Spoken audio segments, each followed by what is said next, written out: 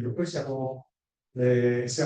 diciamo, abbiamo superato metà del percorso, vedo che siamo ancora in tantissimi, sia di presenza che online. Allora, prima di tutto voglio ringraziare chi ci ospita qui allo stabilimento e all'Insegno di Versus Caffè, che è l'avvocato Carla Lì di Sassoferrato. Appunto, potremo anche, qui dopo insomma, sentiremo anche i commenti. Voglio ringraziare sicuramente Aspi Commercio Treviso per il coordinamento, grazie anche alla Giustina che è presente vicino all'uomo della delegazione e soprattutto tutti gli altri partner che ci stanno sostenendo in questo percorso. Ma passerei, ecco qua, abbiamo anche il grande onore di avere qui il sindaco di Conegliano, Fabio Chies, quale la parola. Grazie, buongiorno a tutti. Io sono molto veloce. Innanzitutto, grazie. Allora, questa è una sede meravigliosa, avete potuto visitarla, penso, ed è un patrimonio del nostro territorio. Ringrazio Dersu, ringrazio Lara, ringrazio la sorella e ringrazio padre, che è un grande ambasciatore del caffè nel mondo.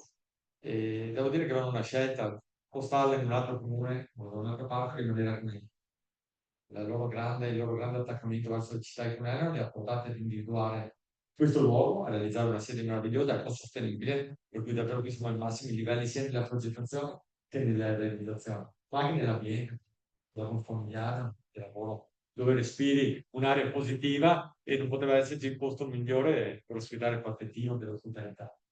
Noi siamo un territorio patrimonio dell'umanità, del 9 luglio 2017, abbiamo una grande responsabilità perché il patrimonio dell'umanità non è una cosa che rimane, è una cosa che viene verificata da una commissione, perché dobbiamo essere in grado, come dicevamo, anche tutti gli abitanti, ogni volta che vediamo i nostri compaesani, di dire che sono loro i primi ambasciatori. Dobbiamo essere tutti gli ambasciatori di un patrimonio UNESCO. Non è facile, perché la nostra non è una tradizione di turismo, è una tradizione di grandi lavoratori, è una tradizione industriale importante, è una tradizione contadina importante. Negli ultimi anni si sono fatti passi da gigante, molti di voi non solo operano nelle aziende, ma magari hanno anche delle strutture ricettive che stanno nascendo, strutture ricettive di altissima qualità, e dobbiamo continuare in questa direzione, mentre anche i nostri ragazzi, che invece vanno all'estero, rimangono qui. Noi abbiamo bisogno di persone che parlano bene le lingue. Io provengo da una generazione, ma più di 50 anni, che non è adatta a tutto ciò, ma i nostri giovani hanno caratteristiche eccezionali. Non dobbiamo mai parlarne male, dobbiamo pensare che sono la nostra grande opportunità per il futuro, per cui lavoriamo perché anche loro possano rimanere sul territorio e fare veramente una gran bella esperienza, un gran bel percorso di vita, valorizzando quelle che sono le nostre meravigliose colline, ma anche le nostre meravigliose. Grazie, buona. Buona. Intanto grazie Fabio, il nostro sindaco, perché è sempre presente e molto attento, insomma, a questo tipo di eventi in generale, molto attento alla nostra città. Come dicevo prima, io già mi sono presentata, per cui non voglio andare a ripetermi, ma insomma, voglio ringraziare anzitutto per l'opportunità di poter ospitare questo corso, perché come dicevo, un'azienda deve aprirsi al territorio, alla comunità che la ospita e adesso questa struttura ce lo consente veramente. Per cui noi in realtà riceviamo anche tanto dalla vostra presenza, perché tutta una serie insomma di idee, di stimoli nuovi, con questo fa bene anche a noi. Ecco, e dopo questo tipo di corso assolutamente secondo me è importante perché noi viviamo in un territorio bellissimo. Dobbiamo affinare tutte le nostre conoscenze, tutti i nostri strumenti per poterlo valorizzare al meglio. E credo che lo si possa fare solo appunto confrontandosi, stando insieme, ascoltando e dal confronto nascono le idee nuove. Per cui io sono sempre veramente favorevole al 100% quando Federico Capraro mi ha chiamato per chiedermi la possibilità di ospitare insomma, una tappa del vostro corso, assolutamente favorevole insomma, sin da subito. Per cui vi auguro adesso un buon corso, un buon lavoro e ci vediamo più tardi. Grazie. Grazie di qualità. Io espresso anche pieno queste parole. Grazie ancora, grazie di essere venuti. E sposo pieno queste parole perché comunque le aziende sono anche un'espressione nel territorio, il fatto che si riescano ad aprire è molto, molto, molto importante. Aziende e territorio sono sempre di più legate ed è sicuramente uno traina l'altro. Allora, avete visto che qual è il percorso? Adesso, come vedete, siamo sempre in orario. Ecco, questa è una cosa che ci tengo perché avete notato che fino adesso e dobbiamo chiudere in orario perché poi io alle 6 devo essere a Roncade, per cui, ecco, battute a parte, grazie a tutti quanti di essere qui. Vedo che oggi siamo ancora di più e questo è per tutti quanti un ulteriore impegno, le aspettative da parte mia aumentano, ecco, per cui questo vuol dire che oggi avrete l'opportunità di conoscere anche più persone ed è uno sicuramente degli obiettivi di questo percorso. Ecco qua, ce la facciamo. Allora, quali sono le tematiche di oggi? Oggi affrontiamo soprattutto come sapete, c'è chi segue il percorso del patentino e poi c'è qualcuno di voi che si impegna un po' di più e farà insomma questo percorso con InfoPoint, diventerà InfoPoint, per cui abbiamo chiesto anche ad Ilenia Celini dell'ufficio IAT di Treviso, che non vedo, no scherzo, ho visto prima salutare, facciamo sempre le battute, poi vi racconterà che faccio le telefonate anonime allo IAT per vedere come rispondono, ma sì, sì, no, beh, ma oggi è così, e proprio per anche un po' provare a immaginare quello che succederà dopo, no? Anche per capire, come vi avevo detto io, di toglierci anche un po' di quelle, da una parte un po' di responsabilità, no? Di ansia da prestazione, nella misura in cui un ufficio, un infopoint non si sostituisce all'ufficio IAT, ma anzi va ad integrare e deve avvalersene. E parleremo sicuramente di un tema importante che è il tema dell'accessibilità, perché anche qua, come negli altri ambiti, se si vuole essere accogliente in quel determinato segmento, bisogna conoscerlo, bisogna comprenderne bene le dinamiche, altrimenti sorgono altre considerazioni. E adesso invece è collegato con noi Nicolò Pennestre, che è amministratore di Cumbe, che proprio per tutto quello che riguarda il tema dell'ecosistema digitale. Come se vi ricordate è un tema che abbiamo già affrontato in vari livelli e anche nello scorso incontro con il tema del DMS, e oggi lo vediamo in maniera un po' più, come si può dire, un po' più generale, ma allo stesso tempo calato sulle realtà del turismo e anche delle nostre realtà. Non so se Nicolò è già, fatemelo sentire perché se non lo Ci sento. sono. Francesco, Ecco, dovresti vedermi e sentirmi. ti vediamo, ciao, che piacere vederti, ormai ci vediamo solo online. Buon pomeriggio a tutti. Ciao Francesco. Sì, ahimè sì. E su questo, grazie, vedo anche la sala, la platea, il pubblico. Buon pomeriggio a tutti. E devo iniziare tra l'altro con delle scuse perché avevo promesso una presenza che cercheremo di recuperare, ogni promessa è debito, ma in questo momento cerchiamo di evadere il nostro compito, collegati. Purtroppo è così, ma credo che poi i contenuti passeranno lo stesso. Francesco, dammi tu i tempi e i modi, Ah, io ci tu sono e sono collega. sei libero di iniziare, aspettavamo proprio, ti ho presentato per ultimo proprio con questo obiettivo. Perfetto, ma ho fatto in tempo anche a sentire le parole del sindaco, la tua introduzione, e posso dirti che è bello che ci sia questa sensibilità. In realtà non sveleremo ampolle magiche o non sventoleremo bacchette magiche. L'ecosistema di cui mi hai chiesto gentilmente il supporto e un contributo è proprio quello di cui avete parlato.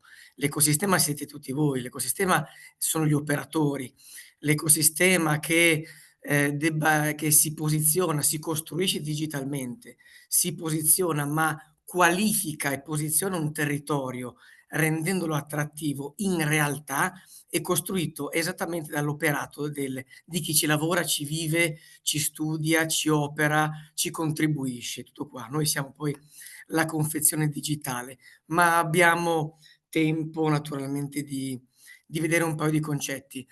Anzitutto, una premessa per chi non ci conosce: io sono Niccolò Pennestre, sono amministratore di Cumbe, noi siamo un'agenzia digital, full stack trentina, di 25 persone, e ho l'occasione naturalmente di scambiare delle battute, simpatiche con Francesco, perché abbiamo iniziato questo percorso anche noi insieme a lui un paio di anni fa, quindi il patentino dell'ospitalità ci vede già come, sicuri accompagnatori o contributori, fatemi usare un termine insomma un po' italianizzato, ma insomma chi contribuisce con dei contenuti o con, un po' di know-how che riteniamo di avere a garantire il fatto che, i territori stessi, gli operatori stessi acquisiscano sensibilità con i temi della digitalizzazione, che vuol dire assolutamente un mondo intero. Cumbe è società, trentina, operiamo in Veneto da tanto tempo in qualità di partner, ovviamente Feratel, quindi facciamo progetti a tutti i livelli, specie orientati agli ecosistemi strutturati, quindi destinazioni territoriali macro, ed è su quel tipo di esperienza che proverò a trasmettervi un po' il nostro operato e ciò che abbiamo imparato negli anni. Ma guardate bene che, ecosistema ormai è un termine che possiamo usare, ma veramente in differente modo. Io, non so, per purtroppo il poco tempo non so da chi sia esattamente composta la platea, ma posso immaginarmi operatori del territorio a ogni livello, quindi per me sono stakeholder economici a ogni livello, da albergatori a fornitori di servizi, ed è questa la vera anima poi di un territorio come il vostro, lo diceva anche il sindaco, in precedenza. Adesso, che cosa vuol dire ecosistema? Ecosistema non è altro che l'aggregatore, l'ambiente web, quindi entriamo un po' nel nostro lavoro, e ci entreremo anche con un paio di esempi alla fine. È un po' l'aggregatore digitale che consente di, effettivamente, fare da punto di riferimento, trovare un punto di riferimento unico e univoco, dove far percepire ai nostri utenti, cioè a chi ci rivolgiamo, a chi vogliamo visiti il territorio in tutti i sensi e in tutte le motivazioni. Guardate che gli ecosistemi ormai sono attrattori di utenza. Un'utenza non è solo squisitamente turistica. Noi ci troviamo a realizzare ecosistemi digitali, quindi vuol dire ambienti web, portali web, siti web per i singoli operatori, ma anche per le istituzioni che vogliono, ad esempio, attrarre lavoro.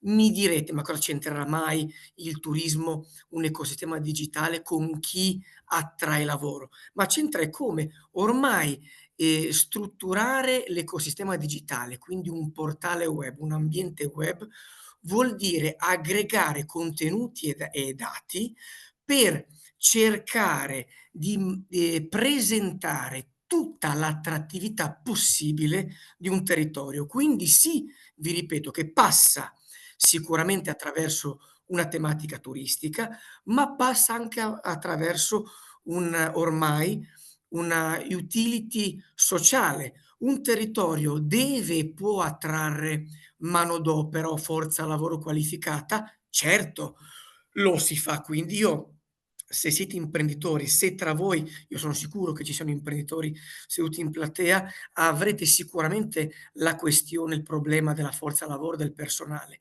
Si attraggono così, quindi con ecosistemi, presentandosi al web, al mondo digitale, al mercato, si attraggono risorse anche in questo modo.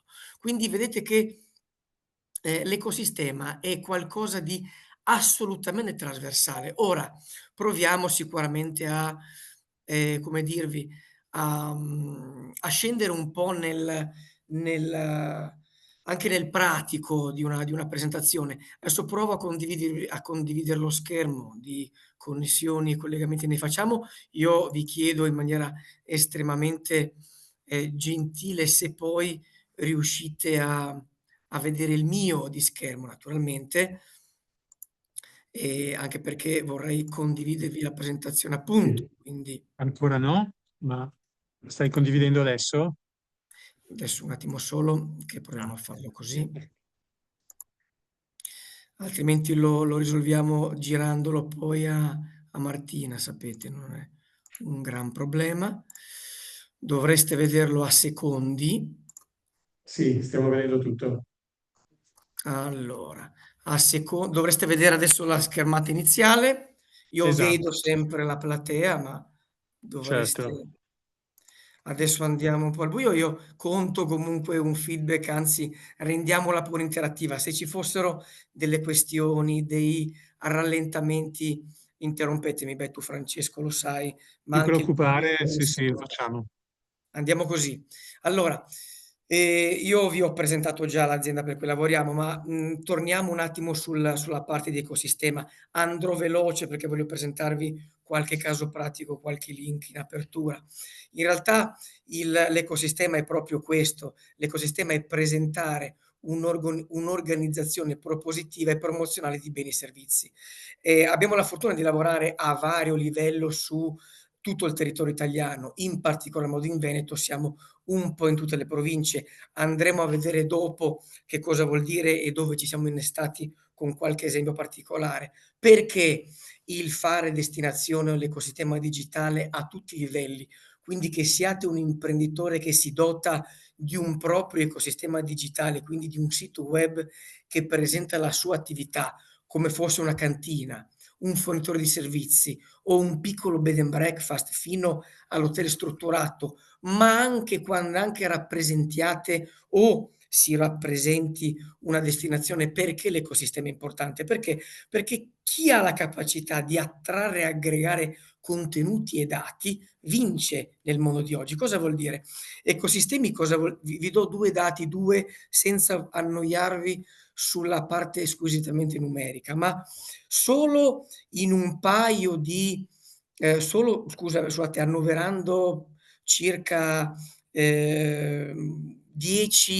territori che gestiamo e le reti di impresa che gestiamo sono anche lì intorno al vostro territorio, si possono attrarre 10.000.000 di utenti online, vuol dire che quando si aggregano i dati, il la possibilità di attrarre utenza si traduce in reddito. Pensate che nelle nostre 10 destinazioni che gestiamo, in un territorio ipotetico che potrebbe essere il Triveneto, quindi tra Veneto e Trentino, ballano circa 50.000.000 di euro di tasse di soggiorno annui, quindi è un dato annuo solo per 10 destinazioni appunto. Quindi vuol dire che, il giro di reddito esiste, quindi vuol dire che strutturarsi digitalmente ha senso, vuol dire che conferire dati e contenuti, quindi costruire un ecosistema, un sito, un portale web, ha senso perché garantisce posizionamento ed attrattività. Ora, non vi chiedo naturalmente di annoiarvi e di leggere il, qualche riga che poi abbiamo cercato di sintetizzare grazie anche alle mie collaboratrici, ma che cos'è un ecosistema digitale? Quando diventa sensato? Diventa sensato perché è un riferimento, perché contribuisce a una reputazione forte e unitaria, contribuisce a trovare senso pratico in un unico riferimento, cioè la progettualità condivisa avviene quando riusciamo a aggregare il contenuto. Un ecosistema digitale, e qua quasi leggo quello che c'è scritto nelle righe centrali, è ben strutturato, diventa occasione unica di promozione quando e anche di sviluppo del tessuto creativo, quando riesce a essere effettivamente riferimento rappresentativo del territorio. Ce ne sono, sul vostro territorio. E attenzione, quando ho iniziato il momento, il talk insieme a voi, l'invito è pensare a ognuno e l'invito è a pensare a tutte le vostre attività come a livello di microecosistema possano contribuire al macroecosistema di territorio. Perché quindi devo provare o devo trovare senso a realizzare una mia presenza digitale in diverso modo e con diversi strumenti? Non siamo ancora a quel dettaglio, ma perché devo farlo?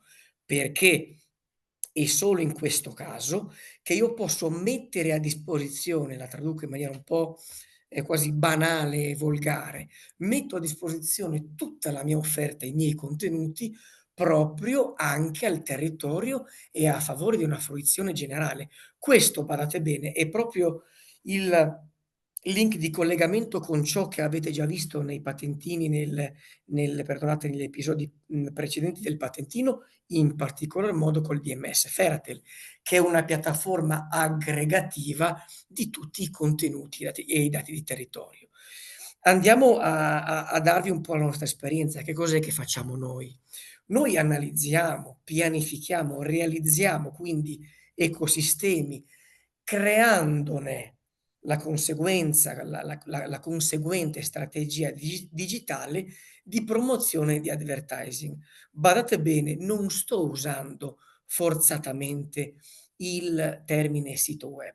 Lo sappiamo che sapete benissimo anche voi che un sito web è importante, ma è importante pensare alla realizzazione di un proprio ambiente web rappresentativo, ma che possa far confluire i dati più significativi all'interno di un macro ecosistema, che sarà quello del territorio, che sarà il DMS Ferratel. E attenzione, non lo fa più ormai solo il sito web, ma ci sono molti altri strumenti come degli applicativi, come ad esempio anche una strategia che possa nascere e permanere solo sui canali social, che sono sicuro che utilizzate, ma è proprio concentriamoci proprio sulla modalità e sul metodo. Mi organizzo per rappresentare al meglio la mia identità digitale, la metto in funzione del mercato, ma metto i miei contenuti in funzione di un macrosistema che è quello più rappresentativo, che potrebbe essere il sito della DMO, del comune, dell'OGD, quindi degli organi chiamati a rappresentare unitariamente il territorio più complesso. Avete le OGD, lo sappiamo benissimo, lavoriamo per delle OGD che si trovano a fare gli aggregatori. Questa è una parentesi naturalmente che vi faccio. In buona sostanza, che cosa succede? Come si costruisce quindi in termini di macro e di metodo, un ecosistema? E è questo l'invito, che non vuole essere una rappresentatività commerciale, ma nel momento in cui poi vorrete, gestire e contribuire a crearvi una propria vostra identità, che potrebbe essere un sito web o migliorarlo se vorrete, e chiedete ai fornitori, a chi di fiducia, a chi vorrete, di realizzare sempre delle fasi che siano metodologiche e scientifiche. Un sito web non serve a niente se è bello o se è d'appeal esteticamente, ma cercate di concentrarvi su quello che volete essere, che volete rappresentare e sul percorso di posizionamento che avete e che passa attraverso delle fasi molto semplici, non inventiamoci neanche delle complessità non necessarie. Infatti da cosa si parte? Si parte da un'analisi di contesto. Noi che siamo a operare a favore di un singolo stakeholder o di un territorio complesso, si parte sempre dallo studio delle esigenze. Tutti hanno esigenze, tutti hanno target di mercato, tutti hanno desideri di posizionamento. Dove voglio andare a finire? Cosa o con chi voglio andare a parlare per attrarre utenza e perché arrivino persone nella mia struttura, persone a noleggiare gli scooter che noleggio, faccio l'esempio, o persone a dormire nel mio B&B o nel mio Garni o nel mio hotel, dove volete. Partiamo sempre da un'analisi di contesto. Questa analisi di contesto ci permetterà di pianificare l'informazione, cioè di rappresentare, architettare l'informazione e tutti i contenuti che abbiamo, cioè il ciò che abbiamo da dire e ci permetterà di conseguenza di arrivare a una fase di conversione, cioè di pianificare, di promuovere e quindi di vendere la nostra struttura. Sto andando veloce, ma ripeto, se ci fosse qualcosa abbiate anche la cura o la volontà di interrompermi tranquillamente. Che cos'è quindi? Dove andiamo con l'ecosistema? L'ecosistema di che cosa è frutto? È frutto proprio di questo mix di metodo che vi ho illustrato, ma sostanzialmente anche di contenuto, perché noi diremo o dovremo dire qualche cosa al nostro benedetto utente, cliente, ospite o obiettivo di mercato. Ed ecco che qui l'ecosistema diventa, uso il termine fino alla noia, l'aggregatore di macro contenuti. All'interno di un ecosistema a qualsiasi livello, ripeto, dal territorio fino al singolo posizionamento, alla singola attività, avremo esperienze che sono frutto di che cosa? Di raccontare il che cosa l'utente vorrà vivere, vivendo, scusate il gioco di parole, o venendo o fruendo di qualsiasi tipo di servizio all'interno del vostro territorio o della vostra struttura o della vostra fornitura di servizio. L'analisi dei dati, ampiamente importante anche quella. Fare in modo che la raccolta e l'interpretazione, ormai lo si fa anche con le AI, siano, sempre attive, cioè il capire come si comporta il mio utente quando mi cerca sul web, cosa ha fatto per trovarmi e che cosa ha fatto per convertire la sua visita magari in acquisto, sarà necessario per capire le scelte che faremo in futuro sul nostro posizionamento online. Naturalmente questo riguarda squisitamente il, mondo digitale. La pianificazione, noi con il nostro ecosistema, col nostro ambiente web, dovremmo essere, ripeto, a tutti i livelli, talmente bravi da guidare l'utente a, ehm, trovare i contenuti di suo interesse. È così che si vince, non facendolo perdere, ma è così che si vince. È molto, collegato alla proposta dei servizi quest'ultima macro, sono le ultime 2 ali dello schema.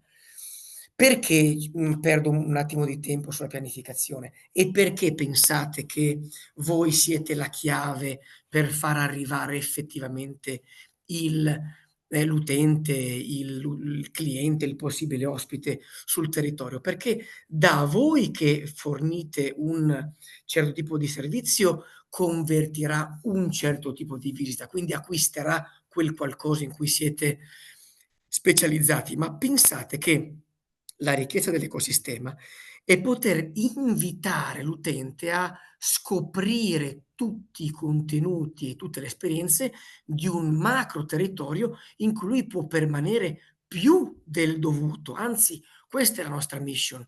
Cerchiamo di catturarlo facendogli capire che può fare, che se, ci ha cercato per comprare una bottiglia di vino, banalità immonda, nel senso che è ovvio che sia così, potrebbe fruire di tantissime situazioni diverse e anche stimolanti per la parte di che dirvi, per la parte puramente esperienziale di servizi, per la parte puramente, gioiosa di scoperta del territorio. È così che i veri ecosistemi digitali di chi li ha strutturati vincono sul mercato.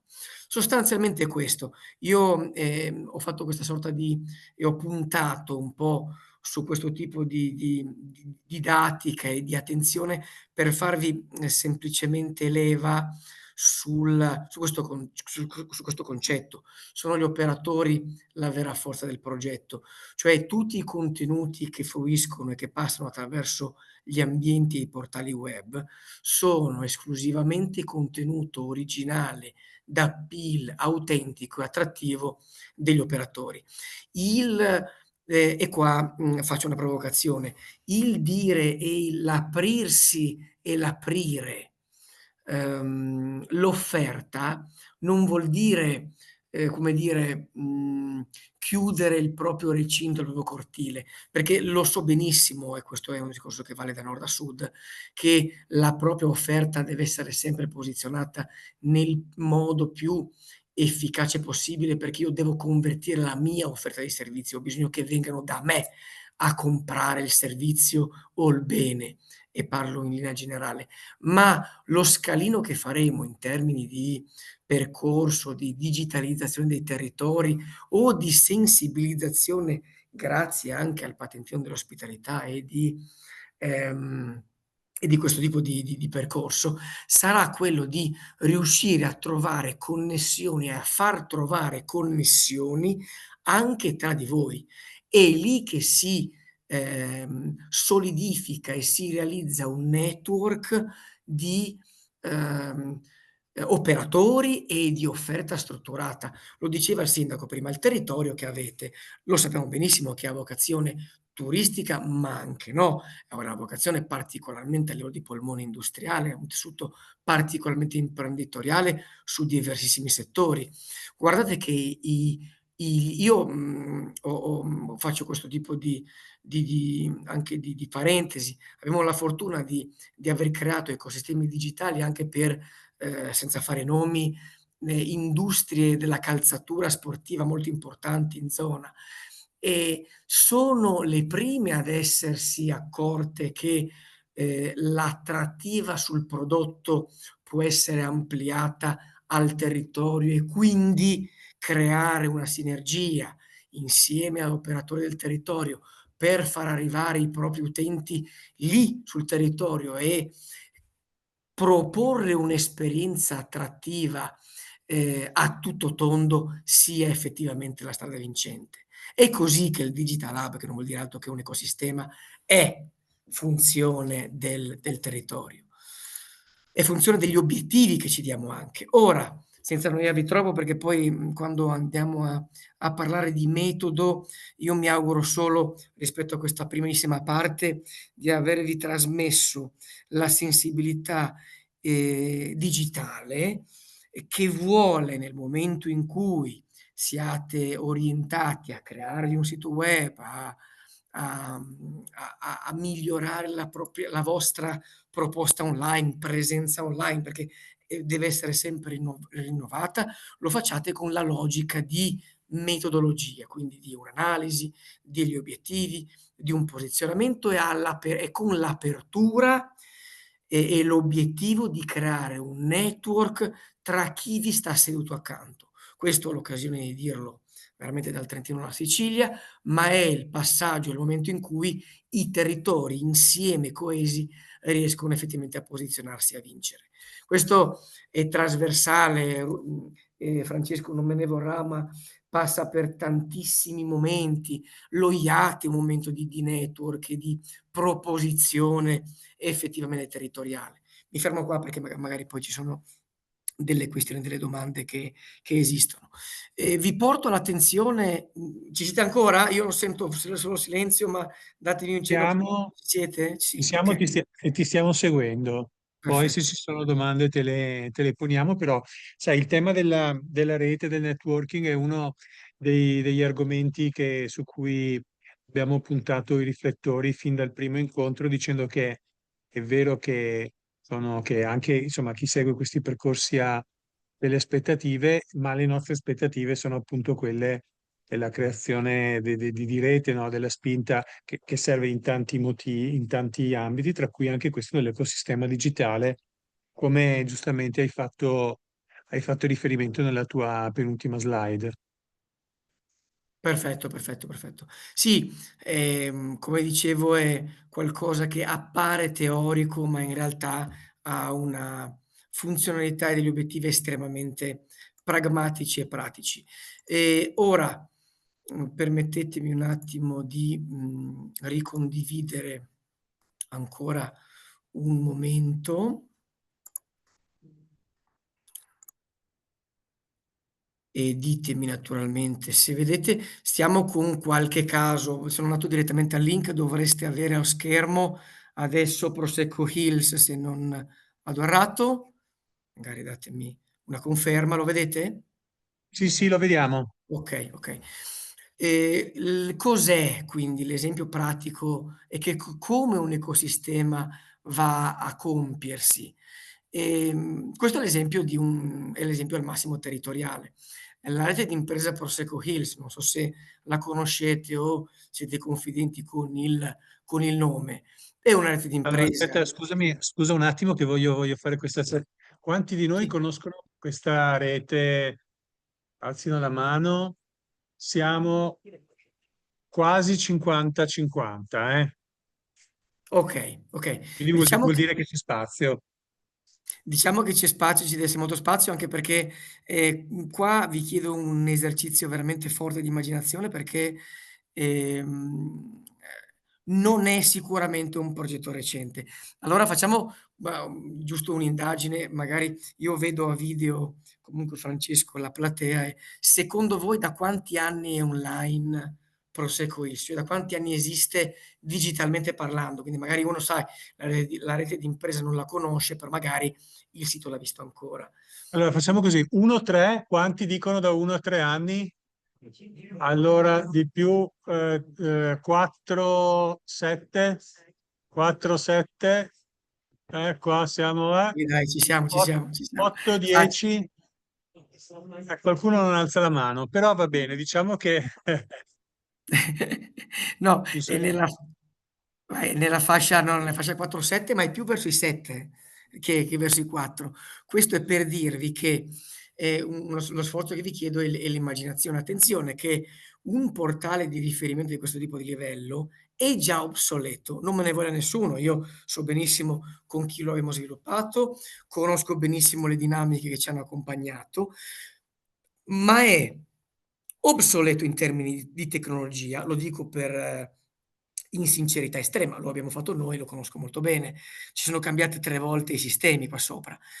Tuttavia, una buona pratica di questo livello resta un esempio di come, degli operatori con una serie sicuramente di difficoltà, di equilibri, di dinamiche, riescano a sostanzialmente mettersi insieme e riuscire a proporre, almeno in maniera sinergica, alcune delle esperienze ritenute rappresentative di un territorio, di un momento, di una porzione territoriale o di alcuni imprenditori, perché attenzione, questa è una rete d'impresa, non ha alcun tipo di obiettivo istituzionale. Questo che sia chiaro, perché, dove c'è istituzione, per carità, ci sono dei comuni, province, regioni, esistono delle dinamiche, degli equilibri molto chiari e molto stringenti, ma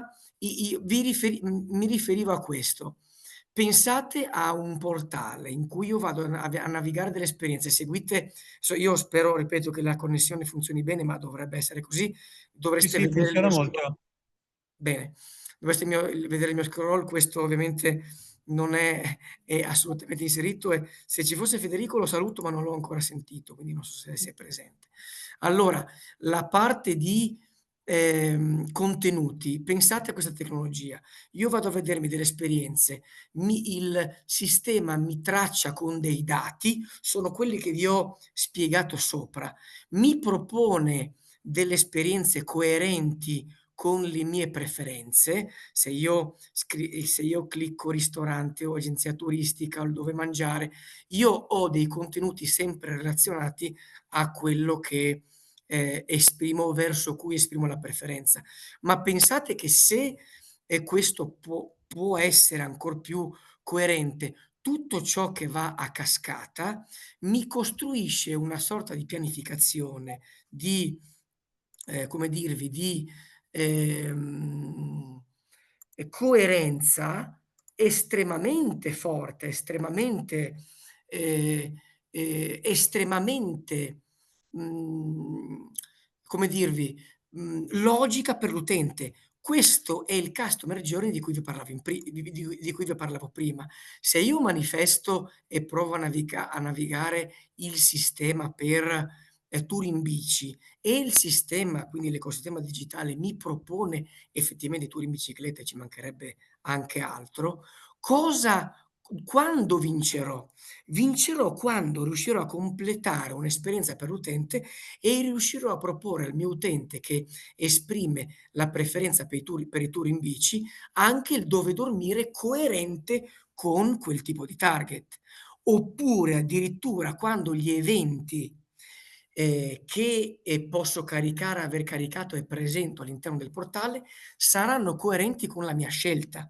E questi sono esempi che non sono estemporanei o non calibrati. Vi sto parlando di come si dovrebbe comporre un effettivo ecosistema. L'utente non naviga ormai casualmente, ma naviga per, contenuti di come dirvi, per contenuti, preferenziali. Questi contenuti preferenziali come facciamo a proporli? E qua ci viene in aiuto la tecnologia, ormai l'AI che è abusata come già come terminologia, ma se io riesco cosa dovrò riuscire a fare qui? Io qui dovrò riuscire a costruire un'esperienza utente dalla A alla Z, per cui l'utente che mi ha cercato per i tour in bici riuscirà ad andare a dormire a o in una struttura con dei servizi idonei per i tour in bici, ma riuscirà anche a magari andare a mangiare intorno all'agritour perché riusciamo a proporgli un'esperienza e una fruizione di servizi coerente col suo soggiorno, con le sue preferenze. Questo è quello di cui parliamo. La l'esempio di Prosecuis, un esempio lungo, è un esempio che ha integrato il DMS Fertel. Tutti questi contenuti che vedete voi sono caricati all'interno del DMS, quindi vi invito anche a navigarlo, anche per chi non lo dovesse conoscere, e a trovarne anche dei punti di coerenza o perché no, delle situazioni un po' più grigie o da migliorare. Però è così che si fa. È così che si fa, inteso e intendo in termini naturalmente di, volontà e di, obiettivi.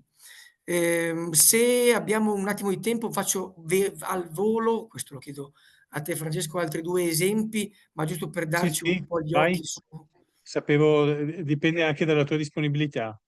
no, no, ma ci sono, quindi forse Ok. gli esempi, credo che siano sempre le situazioni un po' più, come dirti, concrete, su cui anche far venire in mente alle persone delle similitudini, delle affinità o quant'altro. Vediamo altri 2 ecosistemi che sono sicuramente posizionati, ma andando magari anche fuori regione, sai, quindi vediamo un po'. Li apro subito al volo così poi risparmiamo tempo dopo. Anzi, facciamo così. Ehm, mhmm, e anzi restiamo scusatemi ancora un attimo in regione, restiamo ancora un attimo in regione. Questo qua allora il gioco del quiz è ancora valido come prima. Questo è un progetto che qualcuno conosce in platea e in sala? La Via delle Prealpi. Mai nessuno? Mai nessuno sentito? Sì, Sì? qualcuno vedo che sta annuendo. Ecco, guardate che l'ecosistema come dicevo prima, ha diversissime sfumature. Il fatto di aver creato questo ce lo chiedono un po' in tutta Italia, questo lo posso dire, riunisce che cosa? Qua è pure esperienziale. Percorsi a cavallo e percorsi, in mountain bike e percorsi trekking lungo però 5 province, perché guardate che i percorsi sono un po' ovunque in regione, quindi dal Garda al Cansiglio. Qua parliamo di una non destinazione, ad esempio. Ecco perché gli ecosistemi possono essere gli aggregatori anche solo di esperienze. Qui ci siamo e le esperienze, attenzione, legate puramente al mondo outdoor, cioè esperienze quasi di prodotto. Qui parliamo solo di chi è appassionato di mountain bike, di horse trekking, che vuol dire gite a cavallo, sostanzialmente, e di percorsi trekking. Cioè il creare, ehm, questo tipo di ecosistema che presenta la parte di prodotto. Cosa ci ha permesso? Ci ha permesso anche di puntare su interi cluster, quindi giochiamo tra i livelli, scendiamo sul prodotto, perché io ti dico che in Veneto puoi stare, non so quanto, 1 mese a fare i percorsi degli anelli a cavallo o in mountain bike o percorsi trekking dove puoi trovare qualsiasi tipo di, ehm, anello, tappa con tutte le informazioni del caso. Prendiamone uno adesso a caso, qua stiamo alla mountain bike, andiamo a vedere ad esempio la Valpolicella, cioè stiamo parlando di integrare i, dati e le informazioni più tecniche di quello che potrebbe essere un giro. Qui c'è l'integrazione Outdoor Active, che è una licenza sempre regionale, con anche però dei contenuti associati. Quando mi cercano o ci facciamo cercare o facciamo cercare un contenuto molto identificato, che è una tappa in mountain bike, cioè in mountain bike in Valpolicella, uno può piacere, non piacere, dovrà trovare tutto ciò che accade intorno al territorio. Ecco come vinciamo quando andiamo a cercare di aprire il nostro cortile e cercare di far fruire. Cerchiamo all'utente di far fruire diverse tipologie, diversi livelli di contenuto. Quindi è stata una veloce parentesi, adesso è il tempo di darvi, Sì, allora guarda, siccome condividere un'altra volta lo schermo. mi è arrivata una domanda che io ti girerei anche che così, diciamo, nel fare un determinato percorso, quali sono le criticità una criticità delle criticità che voi avete incontrato e quali sono diciamo, le soluzioni che eventualmente si possono individuare, visto che non è che stiamo parlando del sito internet di un'azienda, ma stiamo parlando dell'ecosistema digitale di una meta, di un marchio d'area o di una destinazione. Ma guardate, le criticità, non sono mai tecnologiche, sono esclusivamente di sistema e organizzative. E la tecnologia ci aiuta, ecco perché non snoccioliamo, altrimenti sarebbe un elenco di prodotti, fatti con l'intelligenza artificiale. È tutto possibile adesso. La difficoltà mera, e qua provo a fare quasi io una provocazione, che esiste a tutti i livelli. Cioè che voi siate un'azienda familiare piccolissima, piccolissima per modo di dire, perché dipende dagli obiettivi che uno ha, o che siate l'OGD di turno, abbiamo la fortuna di gestire regioni intere e province, naturalmente in Veneto. La criticità, più importante è trovare quell'architettura o mettersi d'accordo sull'equilibrio che i contenuti devono avere, o meglio, la parte critica è proprio il livello dei contenuti. Cioè noi ci rappresentiamo per quello, noi siamo quella cosa lì, questi sono i nostri contenuti. Questa forse è la cosa più complessa, perché rispondere alla domanda chi siamo e dove vogliamo andare sembra sempre una banalità, ma ripeto, se siete minimamente imprenditori è la domanda che vi porrete ogni giorno, e costruire la vostra presenza digitale coerentemente con chi siete voi è la cosa più difficile. Quindi il criticità 1 è reperire i contenuti. Ma che forse non reperire, costruire i contenuti, perché quando si debbano andare a reperire, quando dobbiamo andarli a trovare, vuol dire che avevamo già un'idea abbastanza chiara. Il costruirsi in termini di posizionamento, cioè il far capire chi è una destinazione, un marchio d'ambito, o scusami, un marchio d'area, un ambito territoriale, il far capire che obiettivi può perseguire verso chi deve, ehm, verso chi deve proporsi. Mh. Questo è sicuramente è la domanda da farsi. La presenza poi sicuramente in termini poi un po' più strutturati come, esempio chiacchiera, la presenza di tante teste decisionali pensanti, scusatemi, è sicuramente un altro delle criticità importanti, cioè chi deve decidere l'architettura di quelle cose che avete visto nell'esempio, deve avere un obiettivo unico o comunque univoco. Se gli obiettivi sono molteplici diventa estremamente difficile. In questo ci potrebbe venire d'aiuto un esempio fuori regione, cioè pensate no, anzi possiamo restare sui 2 esempi in regione. Pensate alla necessità che avevano sia Prosecco Hills che la Via delle Prealpi, no, lì la necessità era dare spazio effettivamente ai servizi, non c'è territorio. Io non devo dire l'inizio questo è l'inizio, non devo dire: "Siete qui". È una conseguenza. Il territorio viene utilizzato, cioè la destinazione stessa, viene utilizzata a favore degli operatori, a favore degli stakeholder per dire: "Guardate che qui potete vivere delle esperienze indimenticabili".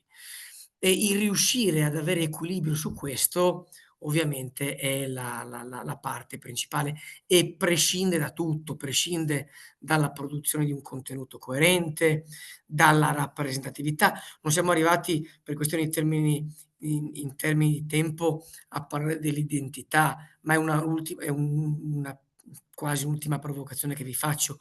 Pensate a quanto è difficile trovare rappresentatività all'interno di un logo, un brand territoriale. Il logo, non so se tutti sanno cos'è una rappresentazione grafica di quello che si è e vale per Beh, tutto. Nicolò, Vai, sai, ne abbiamo anche parlato, sai che la DMO sta facendo sta questo facendo. percorso adesso, in questo momento, Certo, quindi questo è certo, un altro tema certo. importante. Senti, guarda, intanto io ti ringrazio anche per questo tuo intervento, per i concetti, per la tua generosità e disponibilità a Prego. condividere la tua conoscenza e anche questi casi di successo.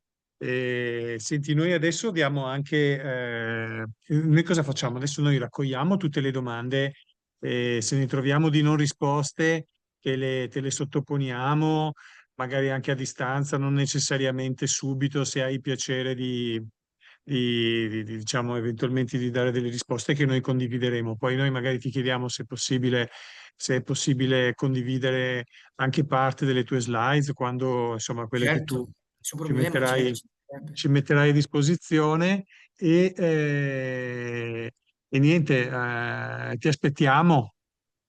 Ma Che dici? volentieri, sai che sul No, lo so territorio che questa volta non era all'ultimo minuto, non è stato possibile, però ti aspettiamo e anche per proseguire questo percorso sempre insieme, ok?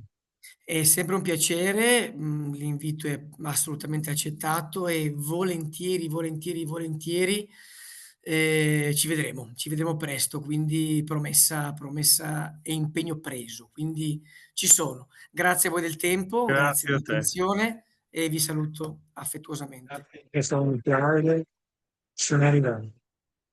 Molte grazie. Allora, il tema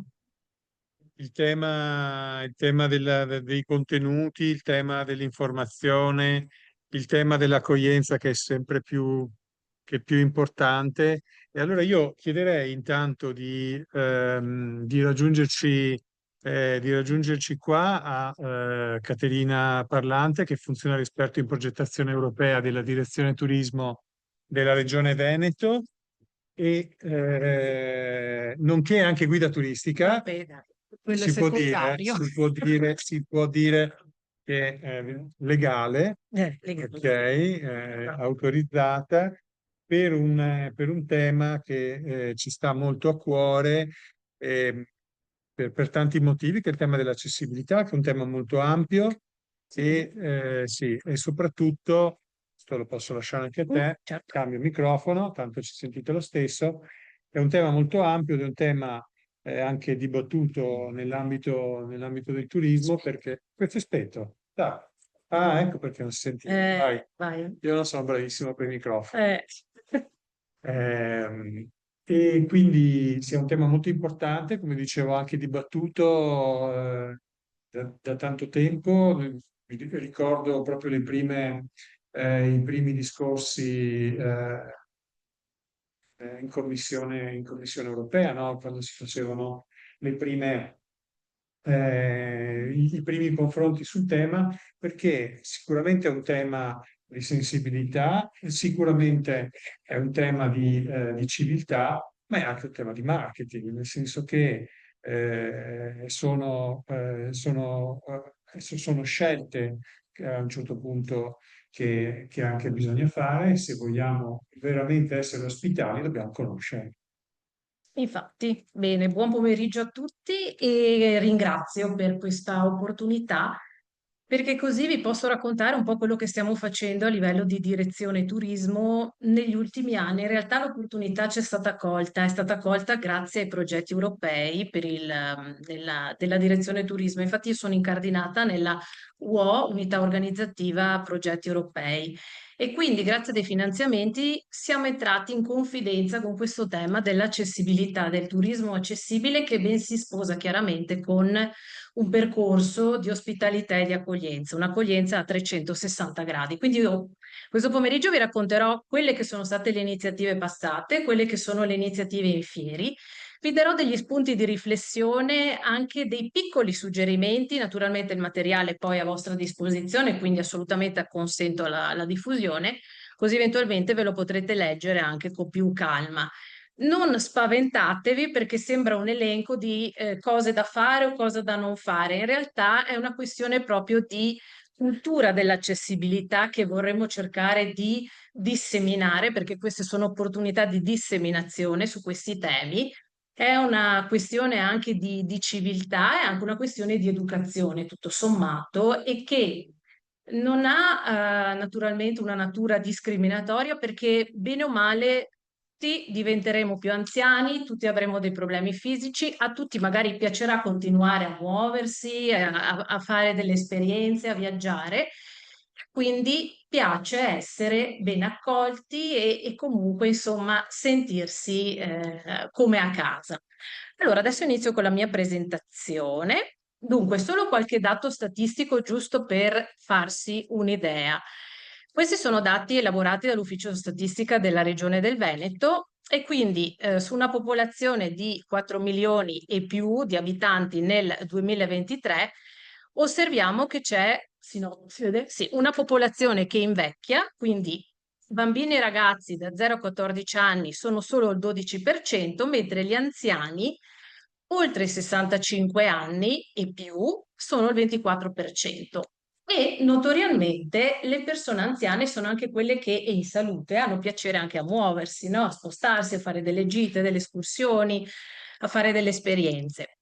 D'altro canto c'è una situazione di nascite in calo, che percentualmente incrementa anno dopo anno, ma al contempo abbiamo anche una società multiculturale, nel senso che abbiamo gli stranieri residenti che costituiscono il 10%, con oltre 170 nazionalità diverse. Ecco che quindi diventa anche un approccio di avvicinarsi ad altre culture, quelle che nel gergo, diciamo, dei progetti europei si chiamano le interpretation facilities, cioè la capacità di trasmettere un concetto, che può essere anche la bellezza di un territorio, quelle che sono le radici culturali e quindi essere in grado di far amare un territorio e farlo apprezzare, che non è da poco, perché effettivamente le classi miste sono sempre più numerose. Poi abbiamo dei dati che ci vengono direttamente dall'Unione Europea, o meglio, dal Consiglio dell'Unione Europea, quindi sono dati in rilevazione del 14 ottobre, quindi della scorsa settimana. Vedete che nel 2023 il 27% della popolazione dell'Unione Europea sopra i 16 anni aveva una qualche forma di disabilità. E questo corrisponde a 101 milioni di persone, ossia un adulto su 4 nell'Unione Europea ha qualche disabilità. E molte persone con disabilità incontrano degli ostacoli anche nelle attività del tempo libero, che è un po' quello che abbraccia i contenuti di questo percorso, no? Del patentino dell'ospitalità, no? Della promozione del territorio e anche nella partecipazione alla vita politica. E molti residenti nell'Unione Europea, quindi oltre la metà della popolazione dell'Unione Europea, ritiene che nel loro paese ci sia qualche forma di discriminazione basata sulla disabilità, quindi anche un sentimento percepito comune. Ecco, quali sono in percentuale le persone che hanno una disabilità nell'Unione Europea? Quindi, intanto l'assunto di base di prima, con l'invecchiamento aumentano le probabilità di di avere una qualche disabilità, che può essere un calo della vista, un calo dell'udito, essere più impediti anche nel camminare, no? Anche una serie di acciacchi, diciamo così, di problematiche. E la percentuale anche di persone con disabilità per fasce d'età nel 2023, vedete che coloro che hanno 65 anni o più, bene il 51% ha una qualche forma di disabilità. A livello internazionale, nel corso degli anni, la prima dichiarazione è di 45 anni fa, siamo nel 1980, ci sono state una serie di dichiarazioni o comunque di non possiamo dire proclami, però insomma degli orientamenti, chiamiamoli così, un po' sposati da tutte le organizzazioni internazionali, in questo caso l'Organizzazione internazionale del turismo a livello mondiale, quindi un organismo dell'ONU, in cui si parla, per esempio, nella dichiarazione di Manila, l'articolo 4, il diritto all'utilizzo dello svago, e in particolare il diritto di accedere alle vacanze e alla libertà di viaggio del turismo. Non mi dilungo, creare le migliori condizioni pratiche per un accesso effettivo e senza discriminazioni a tale tipo di attività. Quindi sono degli orientamenti a livello internazionale poi abbracciati dalle varie nazioni. E ci sono molte altre dichiarazioni in questo senso, per esempio il Codice Mondiale di Etica del Turismo, sempre del 1999, promuovere un turismo responsabile, sostenibile e accessibile a tutti. Allora, il concetto di sostenibilità è molto spesso speso, ma è una parte di sostenibilità sociale, nel senso che la sostenibilità sociale comprende anche l'accessibilità. Ovviamente la sostenibilità non è solo economica, ambientale, ma anche sociale, cioè l'inclusività. La Convenzione delle Nazioni Unite, anche qui si parla di diritto alla partecipazione alla vita culturale, una strategia europea, sempre raccomandazioni di un turismo per tutti, sempre a livello di UNWTO e sempre raccomandazioni su una informazione accessibile sul turismo, perché non è solo il servizio, ma anche l'informazione deve essere accessibile. Infatti prima si parlava di ecosistema, di metodologia, però questi siti web devono essere ugualmente accessibili, devono avere anche delle caratteristiche specifiche, no? Per essere fruibili dalle persone che hanno una qualche disabilità. Basti pensare alle persone cieche. Ecco, comunque dopo vi farò un esempio. Veniamo adesso invece all'ambito regionale. Quindi nel 2013 la legge regionale 11, sviluppo e sostenibilità del turismo veneto, ha previsto un articolo specifico, l'articolo 43, interventi per il turismo accessibile. Quindi richiamando la Convenzione delle Nazioni Unite che vi ho menzionato prima, quella del 2006 ratificata dall'Italia nel 2009, la Regione assicura che le persone con disabilità motorie, sensoriali e intellettive possano fruire dell'offerta turistica in modo completo e in autonomia, ricevendo servizi in condizioni di parità con gli altri fruitori senza aggravi di prezzo. Poi prosegue, nel senso che si promuove una fattiva collaborazione tra le autonomie locali, gli enti pubblici, gli operatori turistici, le associazioni delle persone con disabilità e l'organizzazione del turismo sociale. E l'ultimo comma recita: è considerato atto discriminatorio impedire alle persone con disabilità motorie, sensoriali e intellettive di fruire in modo completo in autonomia dell'offerta turistica esclusivamente per motivi comunque connessi o riferibili alla loro disabilità. Allora, questo articolo 43, come lo possiamo attuare? Naturalmente con delle risorse finanziarie.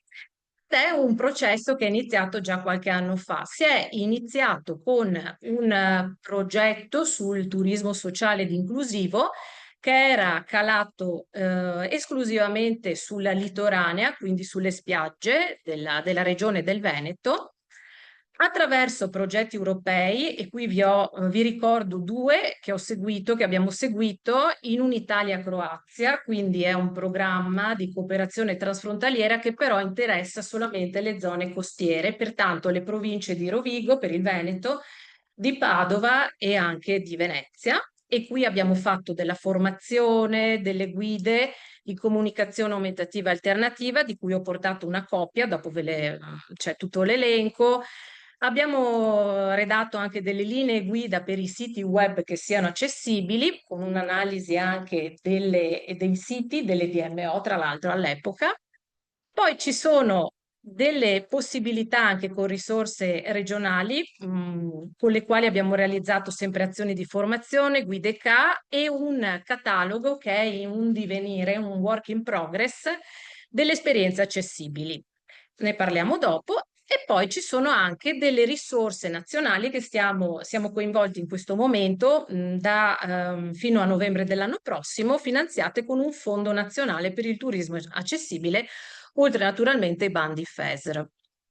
Allora, giusto per fare una piccola carrellata, abbiamo iniziato con questo progetto del turismo sociale ed inclusivo dal 2016 al 2018, e quindi questo era incentrato, come vi dicevo, sulle aree litorane. Capofila era l'USL 4, perché c'è una collaborazione anche con le USL afferenti per territorio. Poi invece qui i due progetti Tourism for All e Take it Slow sono progettualità concluse, vi ho già detto, le aree eleggibili. E quali sono state le finalità? Diffondere la cultura dell'accoglienza inclusiva, formare gli operatori sul tema dell'accessibilità, potenziare l'offerta accessibile nelle aree pilota grazie a servizi turistici accessibili, e sensibilizzare e informare sullo sviluppo turistico sostenibile sia le imprese che gli studenti, perché la prima formazione, la prima sensibilizzazione avviene anche a livello scolastico. Quindi abbiamo coinvolto le scuole e gli istituti tecnici per il turismo in alcuni progetti, in alcune attività, insomma, con le classi di quarta e di quinta superiore. Allora, giusto per darvi un'idea, che così anche a titolo informativo è utile saperlo. Ci sono 8 stabilimenti balneari che erano stati individuati in queste rispettive località di vacanza, che sono accessibili o sono state dotate di ausili per la fruizione della spiaggia e della balneazione. Allora, questa è una foto che è emblematica, nel senso che vedete un uomo che cerca di trascinare una carrozzina che ha addirittura delle catene, no? Affinché faccia grip sulla sabbia. Ecco, purtroppo queste scene in passato esistevano e magari può essere che in alcuni posti esista ancora. Allora, proprio per superare e per fare anche un salto, abbiamo pensato quindi di collaborare con gli stabilimenti balneari, chiedendo loro effettivamente quali sono gli ausili, quali sono le dotazioni che possono essere utili per la balneazione delle persone appunto con disabilità. Allora, abbiamo per esempio acquistato, sempre col finanziamento europeo, delle sedie specifiche per la balneazione, le sedie job, delle passerelle, e vedete che sono arrotolabili e che così consentono alla persona di arrivare fino sul bagnasciuga, no? Perché di solito magari la linea percorribile si ferma agli ombrelloni, dopodiché uno è libero di arrivare alla spiaggia, però non è facile effettivamente per chi si trova magari sulla carrozzina. Poi in una spiaggia di Jesolo è stato fornito un audiofaro e delle pedane modulabili, l'audiofaro con delle segnalazioni acustiche per consentire ai bagnanti ciechi di poter arrivare in acqua e fare il bagno in totale autonomia, appunto come si diceva prima nell'articolo di legge. Abbiamo realizzato questi 4 tutorial che voi potrete visionare, perché avrete anche gli indirizzi, cioè i link, con 4 esperti dedicati agli operatori del turismo. Allora, un tutorial sulle disabilità intellettive, dove c'è una psicoterapeuta che lavora con le persone autistiche, e che sono circa di 30 minuti cada uno, che vi danno un'idea di come approcciarsi, di come comportarsi, di non spaventarsi, ecco, insomma. Uno sulla disabilità motoria, realizzato dall'architetto Stefano Maurizio, un altro sulla disabilità uditiva, con l'architetto Consuelo Agnesi, che oltre a progettare in modo inclusivo è anche sorda. Però ha questo linguaggio duplice, non solo parla, però è anche, utilizza la lingua dei segni, che è una lingua effettiva a tutti gli effetti, e un tutorial invece dedicato alla disabilità visiva con il dottor Fabio Lotti, che è cieco, però appunto sono tutorial che sono stati realizzati da persone che vivono loro stessi nella quotidianità la disabilità, ad eccezione della dottoressa Monica Golin, che invece supporta le famiglie e le persone con disabilità cognitive. Poi abbiamo realizzato alcuni video sulle spiagge. Ecco, qua ci tengo perché anche questo è scaricabile. Abbiamo realizzato la carta, che è un appendice della carta dell'accoglienza, che è la cultura dell'accessibilità in Veneto, di cui ho portato una copia, però è scaricabile in formato PDF, che è un vademecum che abbiamo redatto assieme agli esperti che vi ho citato nella slide precedente, un vademecum proprio per gli operatori turistici della regione, una guida pratica, proprio dei piccoli suggerimenti su come garantire l'accessibilità in modo più efficace e semplice, per cui si parte da, per esempio, dagli eventi, negozi artigianato, le figure, le professioni turistiche, i trasporti, per esempio, le attività di incoming e intermediazione turistica, i parchi a tema, ecco, quindi molto semplice e sono giusto delle pillole su come orientarsi, perché Si può scaricare da qualche assolutamente sì, parte? certo, certo, nelle slide ci sono anche i link, però è tutto scaricabile dalla sezione dei progetti europei della Direzione Turismo, insomma, nel sito della Regione del Veneto, quindi dopo avete tutte le indicazioni. No, no, è nel sito istituzionale, sì. Sempre nel progetto Tourism for All, a proposito di metodologie, avevamo fatto un'analisi del livello di accessibilità dei siti web delle destinazioni turistiche. Anche questo qui è un prodotto che abbiamo realizzato. La guida in comunicazione aumentativa e alternativa, di cui qui una copia, casualmente ho portato, vabbè, siamo in provincia di Treviso per cui ho portato la villa di Maser, però ce ne sono delle altre in cui abbiamo un triplice linguaggio. Questa è dedicata specificamente alle persone con disabilità cognitiva o anche bambini dislessici, per esempio. Può essere uno strumento utile anche per le persone anziane, perché in realtà racconta il sito di interesse e il sito culturale con un triplice linguaggio. Allora abbiamo la fotografia, una parte descrittiva molto semplice e girando la pagina ci sono i pittogrammi, che è la CA, la comunicazione aumentativa e alternativa. Ecco, per esempio, questo. E questo è di supporto anche, per esempio, ai bambini di età scolare, ecco, anche gli stranieri che magari hanno un italiano rudimentale e capiscono in modo, diciamo, basilare l'italiano, però effettivamente può essere uno strumento di aiuto. Questo è un interno, per esempio, Villa Molin, qua siamo in provincia di Padova. Ecco, vedete, poi ci sono tutte le informazioni con i pittogrammi e alla fine gli indirizzi. Allora, qui vi ho fatto l'elenco di tutte le guide in CA che sono disponibili in PDF scaricabile, sono in varie province perché con i progetti europei Italia-Croazia siamo partiti con la provincia di Padova, di Rovigo e di Venezia. Poi con le altre risorse di cui vi parlavo prima siamo riusciti ad integrare e cercando di aggiungere anche le province mancanti, quindi Belluno, Treviso, Vicenza, Verona e quindi adesso siamo arrivati ad una quarantina, che non è poco, e Treviso scorro, ma dopo le troverete tutte, per cui per Treviso al momento c'è Villa Barbaro Volpi, Villa Latte Seistrana, Monumento Brione e il Castello di San Salvatore a Sussegana, anche qui vicino, insomma. Poi vedete c'è anche il link, quindi da qui le trovate. Insomma, abbiamo cercato di fare. Sempre con i progetti europei abbiamo iniziato la produzione di modellini in 3D per l'esplorazione tattile e di mappe tattili ubicati appunto nei siti culturali. Avete sempre l'elenco Dopo vi parlerò del Trevigiano, perché ripeto, questi sono interventi limitati alle 3 province, però l'idea è quella di creare dei prodotti che siano uniformi su tutto il territorio regionale, no? E così una persona è stimolata naturalmente a visitare un luogo e dopo andare in un altro perché sa che trova l'ausilio che gli è utile per conoscere il sito, il monumento. Quindi avete un esempio della rotonda a Rovigo, il caffè Pedrocchi, che è un modellino anche apribile. Complesso monumentale Rocca di Monselice, 14 mappe tattili, anche qua ubicate in loco per l'esplorazione tattile, quindi c'è la mappa tattile, la didascalia in italiano, in inglese e in braille.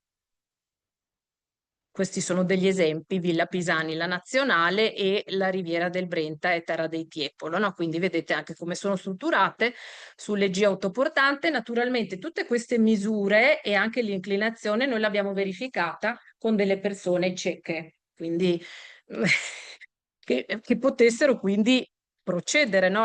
Avessero la loro funzione utilizzo. Quindi questa è un'altra, l'Orto Botanico di Padova. E poi questi poster che sono un po' una sintesi dei prodotti realizzati fino adesso.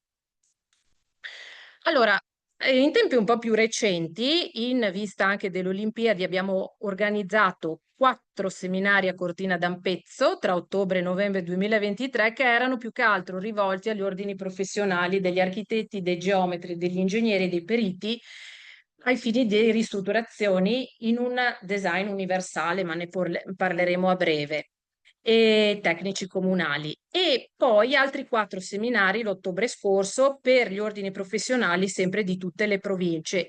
Qual era il titolo? I turisti con disabilità, quali esigenze, cosa cercano in vacanza e come rispondere ai bisogni che esprimono. Quindi 4 seminari pomeridiani dedicati ogni pomeriggio ad una disabilità nello specifico, sempre condotti da esperti che vivono personalmente la disabilità. Questi sono i nomi dei docenti di cui ci siamo avvalsi, quindi per la disabilità uditiva l'architetto Agnesi, di cui vi ho parlato prima, Rita Sala, che è anche un interprete in lingua dei segni, ma dei genitori sordi, Fabio Lotti, Lorenza Vettor, che sono entrambi ciechi, disabilità cognitiva, appunto la dottoressa Golin, Elisabetta Tonini, che è insegnante ma anche un figlio autistico, e per la disabilità motoria Stefano Maurizio, che tra l'altro ha riprogettato la rampa di accesso alle mura di Treviso, e Roberto Vitali, il titolare di Village for All, che che si immagino tu. spende Esatto. da decenni su Su questo è tema. sicuramente una delle persone. Allora, adesso alcuni spunti per orientarsi. Dunque, l'accessibilità. Se abbraccia il design filosofia for all, significa che sarà fruibile da e per tutti indistintamente, dalla famiglia con bambino, la persona cieca, la persona anziana, la persona in carrozzina.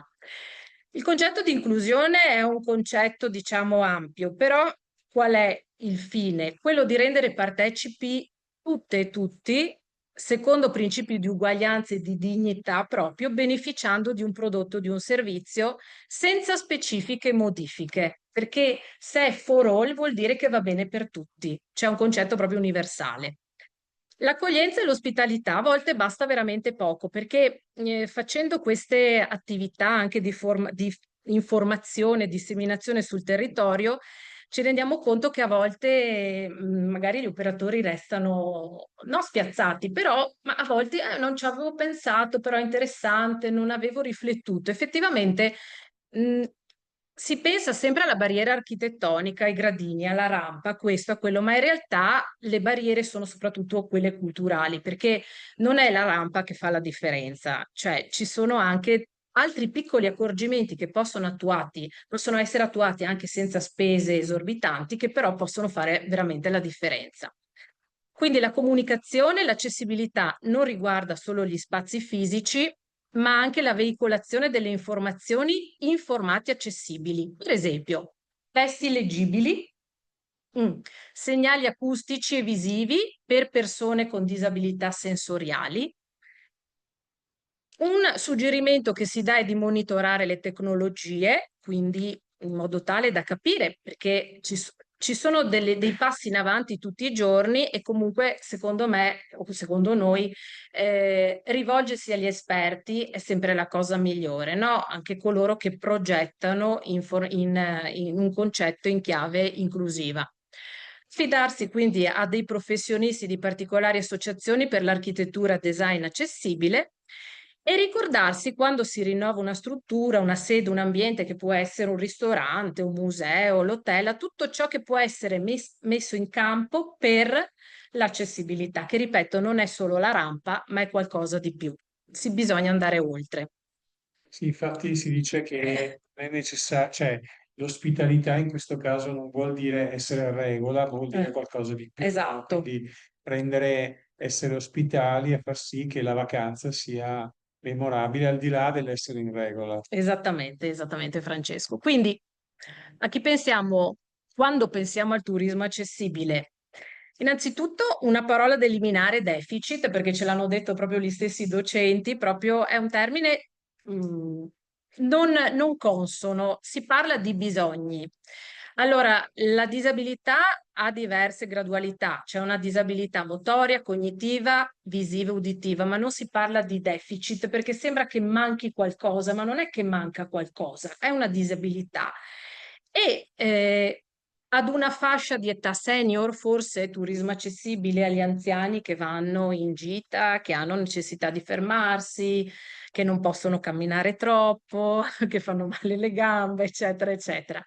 Può essere una situazione temporanea, come vi anticipavo all'inizio, no? Le famiglie con i bambini piccoli, anche loro hanno delle esigenze, i fasciatoi, magari un bagno attrezzato per i piccolini. Io, per esempio, ho visitato un museo a Pordenone, un museo civico, che lo hanno riprogettato anche con i water piccini, proprio bassi, per esempio. Ecco, può essere una scelta, Che insegno. Sì. Sì. Ad una scelta o un regime alimentare particolare, ma forse a tutte le combinazioni tra questi soggetti, tra tutte queste situazioni.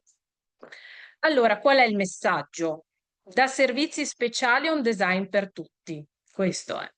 L'accessibilità che sia anche informativa, quindi dare le corrette e le complete informazioni. L'accessibilità parte prima del viaggio vero e proprio, perché ripeto, se qualcuno si informa, si documenta su un sito web, è necessario che quel sito web sia fruibile dalla persona magari cieca che è non vedente, però perfettamente cammina e anche corre, no? Magari fa anche la maratona, un esempio. L'importanza dell'ascolto, mettere al centro la persona, comprendere che di fronte a un individuo e non una disabilità, la cordialità e la disponibilità, ma anche le competenze specifiche, e quindi questi percorsi servono ai discenti per acquisire qualche informazione in più, ma per avere anche degli spunti di riflessione su cui meditare, magari anche per proporre qualcosa di nuovo o di diverso o di inclusivo. Un servizio per tutti è più di un servizio particolare, perché nel servizio particolare si nota la differenza. Il servizio per tutti c'è il principio di uguaglianza che vige. L'accessibilità è una qualità di territorio e non di un singolo operatore e spesso non serve investire in denaro ma in empatia, che questo è anche un messaggio interessante. Sì. Ecco. Quindi il linguaggio. Questi sono degli esempi che ci hanno portato proprio i relatori. No, diversamente abili, perché c'è sempre questo termine, no? Stressato, diversamente. Tu sei diverso. No a portatore di disabilità, perché io non me la porto la disabilità. No a handicappato, a menomazione. No a normodotato, ma temporaneamente normodotato, perché ripeto, più avanti, quando saremo anziani, o magari ci rompiamo una gamba e dobbiamo partire, dobbiamo andare in vacanza, cosa facciamo? Siamo tutti a casa? Vabbè. Per esempio. Sì, si può dire tranquillamente persona cieca o persona sorda. Non si offendono minimamente, semplicemente persone. E allora io vi ho messo a confronto il classico simbolo della persona handicappata che viene sostituita dall'uomo vitruviano, che è anche il simbolo adottato a livello universale per indicare che è un'inclusività a tutto tondo. Adesso Io vi leggerò, però dopo questi sono tutti materiali che restano a voi, che vi potete rileggere, riguardare con calma e con tranquillità, alcuni suggerimenti per le varie disabilità. Cominciamo dalla disabilità intellettiva, e queste sono tutte informazioni che ci vengono dall'esperienza delle persone che hanno fatto da relatori nei seminari. In questo caso persone che organizzano anche il tempo libero, per esempio, di ragazzi autistici, oppure sono accompagnatori. Allora, farli sentire accolti e supportati, predisporre la comunicazione anche per immagini. Allora, come vi ho fatto vedere prima che ci sono questi simboli, potrebbe essere predisposto un menu anche per immagini, perché anche quello è un modo di comunicare. Formare il personale, ricevere preventivamente alcune informazioni utili al soggiorno, ecco, questo potrebbe essere interessante. Se necessario, anche fissare un appuntamento di chiarimento. È bello da parte dell'operatore, sapendo che magari ci sarà il soggiorno di una persona o della famiglia che è con una persona autistica, inviare la foto dell'ambiente e dello staff, perché è molto importante per queste persone avere la familiarità con gli ambienti nei quali andranno a interagire, perché la novità può spaventare, può creare appunto insomma dell'inquietudine. Invece così è un modo già per far conoscere dove andremo e chi incontrerai e chi conoscerai. Capire se ci si può rivolgere direttamente alla persona con disabilità intellettiva, perché magari si può parlare direttamente con la persona e chiedergli se preferisce magari un caffè o una bibita. E ci sono delle accortezze sensoriali da apportare, per esempio, allora per le persone autistiche il rumore dà molto fastidio, quindi degli ambienti molto rumorosi, oppure le luci, oppure se ci sono anche altri clienti, si può creare anche, bisogna anche rendere a loro agio anche le persone, i clienti che si trovano magari vicino ad una famiglia che ha una persona, un bambino, un figlio, insomma, autistico, perché ci sono a volte queste situazioni che si chiamano comportamenti problema che potrebbero creare dell'imbarazzo magari nelle persone che sono vicine, no? Che o magari si sentono disturbate o infastidite. Quindi, insomma, queste sono tutta una serie di suggerimenti o comunque di spunti che abbiamo piacere di fornire e di condividere con voi. Per esempio, capire se è necessario predisporre una stanza appartata, si può chiedere anche ai genitori e alla famiglia, insomma, comunicare se si dispone di cartellonistica che definisce gli ambienti e le regole con immagini chiare, meglio su sfondo bianco. Parlare in modo semplice, frasi brevi, no ironia o modi di dire, accogliere eventuali bizzarrie motorie, perché può essere, non intromettersi in questi che vengono chiamati appunto i comportamenti problema, perché comunque è la famiglia che sa come gestire, o gli accompagnatori, per esempio prevenire eventuali danni mettendo in sicurezza l'area, rimuovendo oggetti pericolosi, cercare di garantire il più possibile la puntualità ed evitare i momenti d'attesa e fornire all'inizio un programma visivo dell'attività che verrà proposta. Anche questo potrebbe essere utile. Presenza di un testo semplificato con frasi brevi o parole semplici corredato da molte immagini e foto per aiutare nell'orientamento all'interno degli spazi. Ecco, l'uso dei simboli della comunicazione aumentativa e alternativa, la CAA, e ho messo un esempio di menu in cui si vede praticamente il panino, la bibita, magari anche l'orario, insomma, visualizzare, no? Quello che è il programma delle attività e la possibilità anche di attività sensoriali come video, audio, quadri tattili, eccetera. Magari potrebbe essere interessante e utile da parte dell'operatore sentire e fare un questionario preventivo per favorire l'accessibilità se ci sono delle esigenze o delle accortezze da seguire o da curare in particolare. Motoria, alcuni suggerimenti. Per esempio, il parcheggio dedicato con percorsi complanari senza ostacoli, una segnaletica adeguata e leggibile per dimensioni e posizionamento, Entrate con porte di dimensione adeguata, preferibilmente con apertura automatica, le pendenze, poi c'è tutta la partita delle pendenze, che comunque è meglio affidarsi a dei progettisti esperti, perché io non sono architetto, però è giusto per darvi sempre degli spunti.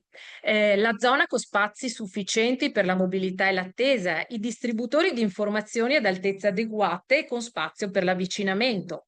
La dimensione del materiale che ne consentano la facile gestione manuale, perché se abbiamo dei libroni così per una persona seduta in carrozzina diventa un po' ingombrante, un po' difficile anche magari sfogliare il materiale. Ancora, servizi igienici di dimensioni adeguate, il banco reception bar adeguato e casomai eventualmente dei monitor multimediali interattivi, un tour virtuale laddove il luogo sia inaccessibile, per esempio perché effettivamente le barriere architettoniche non risultano insuperabili, magari ci sono anche dei vincoli dal punto di vista architettonico, della sovrintendenza per beni, eccetera. Uditiva, perché a volte non si tiene conto, allora ci si focalizza sulla disabilità motoria, ma magari le altre passano in cavalleria. Quella uditiva, alcuni suggerimenti. Non parlare voltando le spalle né in posizione laterale. Mantenere una distanza di 1,5 metri al massimo. Assicurarsi che il viso di chi parla sia illuminato e non in ombra, perché leggono anche il labiale, per esempio, le persone sorde. Tenere ferma la testa mentre si parla. Scandire e completare le parole, non utilizzando forme dialettali. Una velocità del discorso moderata. Usare frasi corte e semplici ma complete. Parlare con tono di voce normale, non serve gridare, assolutamente, e la gestualità e le espressioni del viso possono rafforzare i concetti, sempre accompagnati dal labiale, no?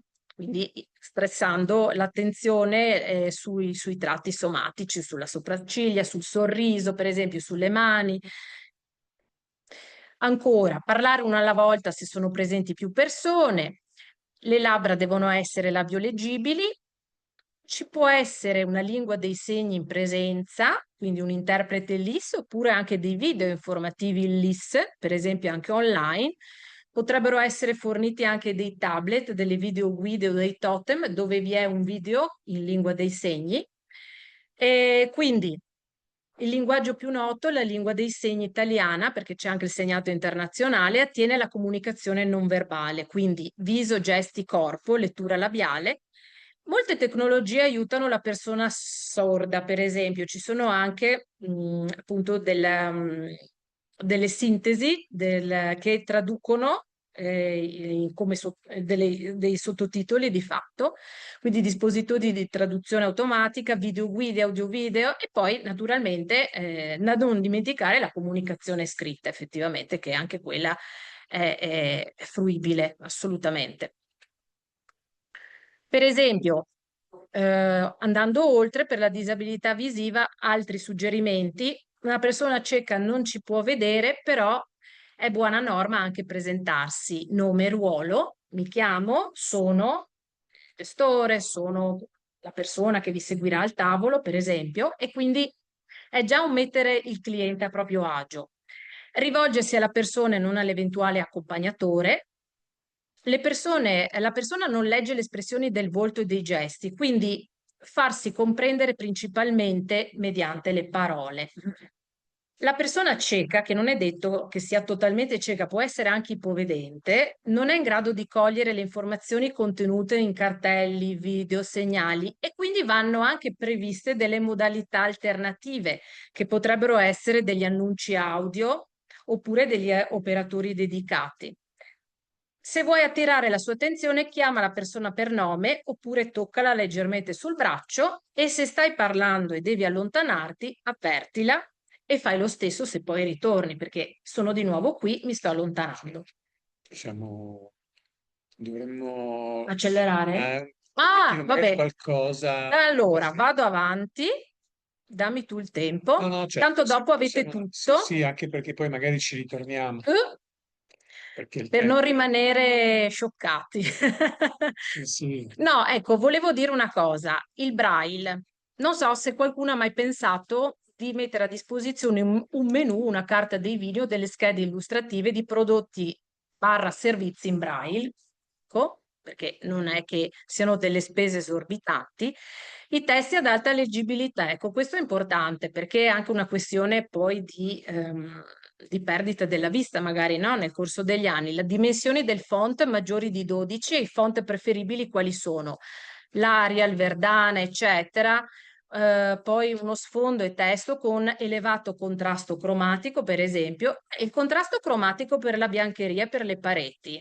Per esempio, ci dicono che negli hotel la biancheria, cioè le persone cieche, no, i nostri esperti, o comunque insomma i nostri docenti, sono bianche, però per una persona ipovedente magari avere la biancheria che non sia necessariamente bianca come gli asciugamani, ma siano dei colori cangianti sarebbe meglio, insomma, perché si vede, la si distingue tra le lenzuola, per esempio, o le pareti stesse anche della stanza, e l'accessibilità del sito web di cui si parlava prima, no? Della metodologia, ma anche un testo web che sia accessibile. Questo riguarda il contrasto, le immagini, il font, i video. Venendo adesso a quello che stiamo seguendo, e quindi stringo, allora, è iniziato qualche mese fa, cioè c'è questo finanziamento del fondo, è un fondo ministeriale del turismo sociale ed inclusivo, progetto regionale del 2024, dura un anno, scadrà l'anno prossimo a novembre del 2026, quindi il titolo del progetto è Turismo accessibile e inclusivo per le persone con disabilità.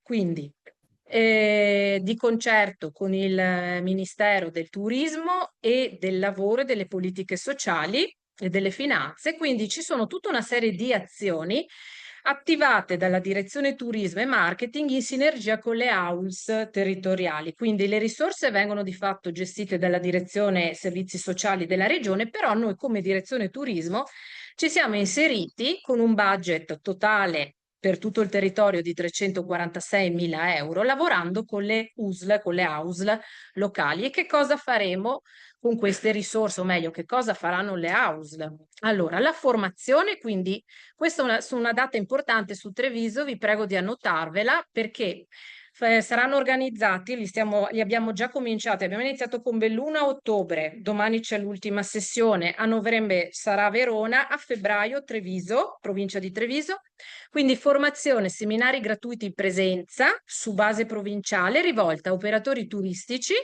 a professionisti, i 4 pomeriggi, quindi queste sono le date, saranno tenuti al Museo Luigi Bailo, quindi in Borgo Cavour, in centro a Treviso. E quindi noi come gruppi target ci siamo orientati su IAT, OGD, associazioni del commercio, associazioni degli albergatori, associazioni delle ville venete, professioni turistiche, fattorie didattiche, parchi regionali e OGD l'ho già detto? Sì. Sì, ecco, quindi ci siamo. Quindi la mail arriverà però non dalla regione, bensì dall'USL 2 Marca Trevigiana, quindi arriverà l'invito ad iscriversi a questi seminari, ciascuno dedicato ad una disabilità.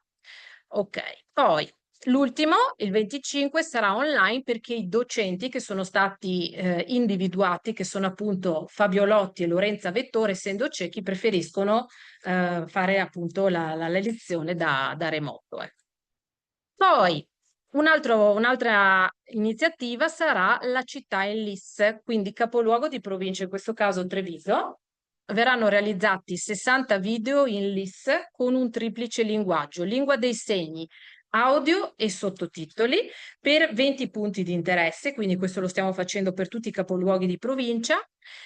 Ci saranno dei QR code applicati sulle tabelle turistiche in modo tale che il QR code rimandi direttamente al video list, quindi ci sono più registri e più linguaggi, ma verranno anche realizzati dei pieghevoli distribuiti presso gli IAT oppure i siti culturali coinvolti con questi QR code, di modo che si possa comunque ascoltare i video utilizzando questo pieghevole o anche in formato digitale. Ancora, la terza azione si prosegue con la realizzazione delle mappe tattili e modelli 3D e quindi per la provincia di Treviso, di concerto sempre con l'AUSLU 2, mappa tattile di Vittorio Veneto e della Villa di Maser, mentre il 3D del Castello di Castelfranco e di Villa Lattes. Ecco. Non da ultimo, volevo raccontarvi anche questo, e chiudo, il catalogo delle esperienze accessibili, nel senso che è frutto sempre delle progettualità Italia-Croazia che poi abbiamo esteso anche a tutto il territorio del Veneto. Quindi ormai da qualche 2 o 3 anni stiamo raccogliendo le esperienze accessibili che sono state intanto sistemate in un catalogo. Ecco, per esempio, questa è una pagina, ma in realtà queste vanno a confluire, questa è una, diciamo, sistematizzazione a livello, diciamo, editoriale, vanno a confluire nella sezione Veneto Accessibile che è stata, diciamo, lanciata con il nuovo sito che è stato, praticamente, che è partito con l'8 di ottobre, se non ricordo male, c'è stata la presentazione del nuovo sito turistico Veneto EU e c'è una sezione dedicata a Veneto Accessibile. Questo è un lavoro in continuo, nel senso che laddove ci siano degli operatori o delle esperienze accessibili che vogliono segnalare la loro esperienza, quindi con appunto delle caratteristiche e anche degli ausili, possono naturalmente segnalarcelo e quindi contattateci, ci sono tutti i riferimenti alla fine delle slide e quindi saremo ben lieti di inserire appunto e di implementare, di incrementare questo catalogo che sono delle Qui esperienze appunto di sono una fatto. cosa interessante, no? Mm. Perché tutti gli stimoli che ci hai dato, Sì, era questo un po' quello che volevamo un po' raggiungere, era proprio per far capire che l'argomento non è banale, no, ma è un argomento assolutamente. complesso e che sicuramente ha bisogno di approfondimenti, per Certo, cui chi, diciamo, come abbiamo visto, chi vuole può anche approfondire, certo, siamo a anche disposizione. da un punto di vista anche imprenditoriale e personale, proprio per poter attrarre e ospitare questo target. Allora io ti faccio un applauso anche personale, Grazie. perché credo che sarebbe stato facile e diciamo che cosa mi porto a casa, no? Mentre invito a raggiungerci Ilenia, come preferisci tu? Mi porto a casa Benedetta appunto che Tirrenia, oltre delle slide. l'accessibilità, oltre ad essere regola, no? L'ospitalità sicuramente mirata di tutti i servizi che a destinazione possono essere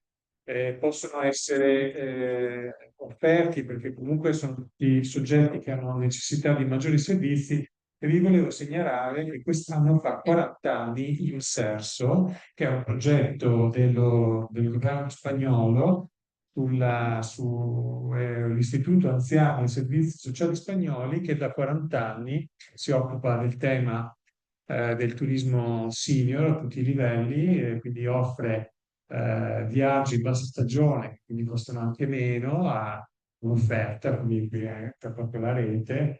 E pensate che sono stati così bravi che si rivolgono anche a anziani, senior, poi anziani ormai è un termine desueto, a senior di altre nazioni, per cui abbiamo soggetti dai paesi del nord Europa che vanno a svernare in Spagna secondo un'offerta turistica. Quindi per farvi capire che è business in senso positivo della cosa.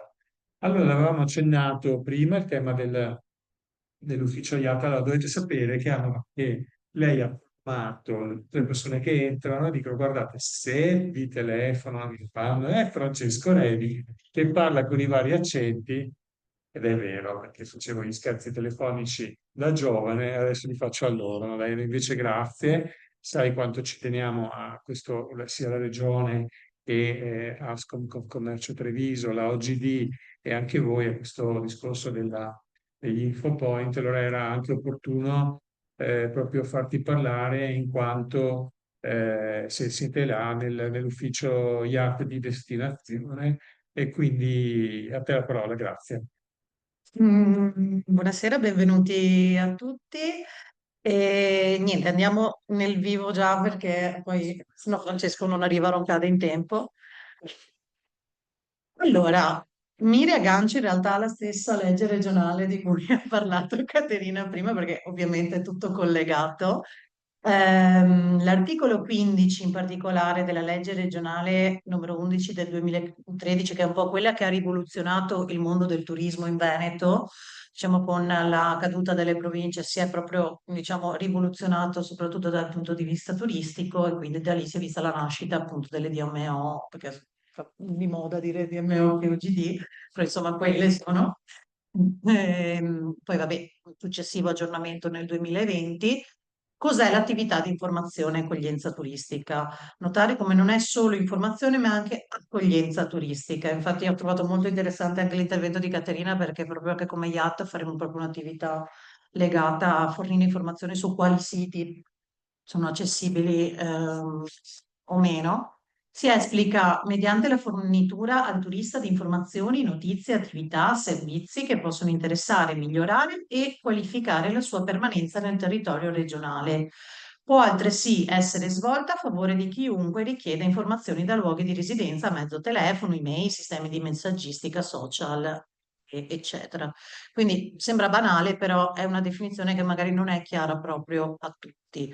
Però questo è quello, diciamo, la funzione fondamentale degli uffici turistici e degli infopoint, ovviamente. La tipologia di informazioni. Questa legge regionale ha, diciamo, diviso in 4 tipologie appunto l'informazione turistica. C'è i due uffici, le 2 tipologie di ufficio IAT, quindi l'informazione e accoglienza turistica, quello di destinazione, che nel nostro caso è quello di Treviso Centro, quello di Piazza Borsa, poi ci sono gli IAT di territorio, che sono tutti gli altri che ci sono nel nostro territorio, Infopoint turistico, e poi ci sono i dispositivi di comunicazione per l'utilizzo in mobilità, scusatemi.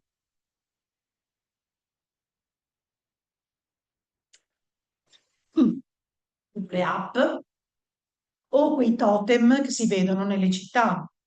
Vi faccio l'esempio, ad esempio, perché sono fiera di questo perché abbiamo, diciamo, lavorato tanto per farlo. A Oderzo, in Piazza Maggiore, c'è il totem che è, diciamo, che riporta gli eventi principali di Oderzo e arrivano tutti da ciò che è caricato dall'ufficio turistico.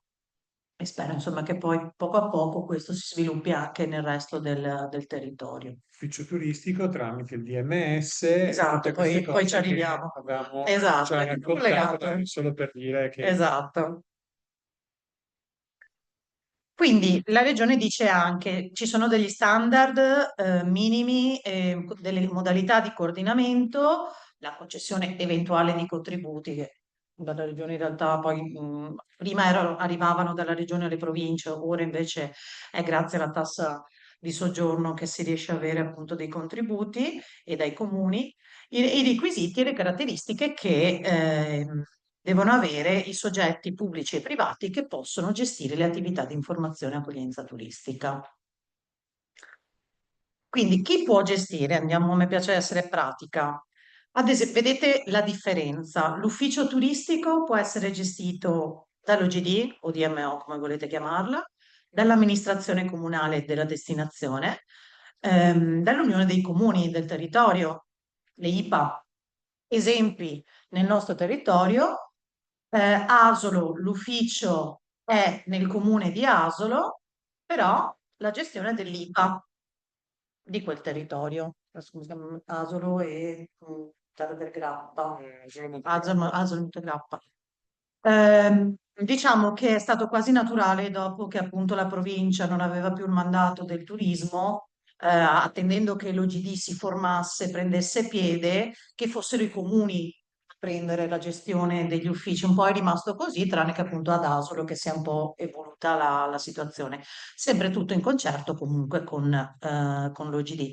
Gli Infopoint vedete che è una realtà diversa, sono tecnicamente privati e associazioni.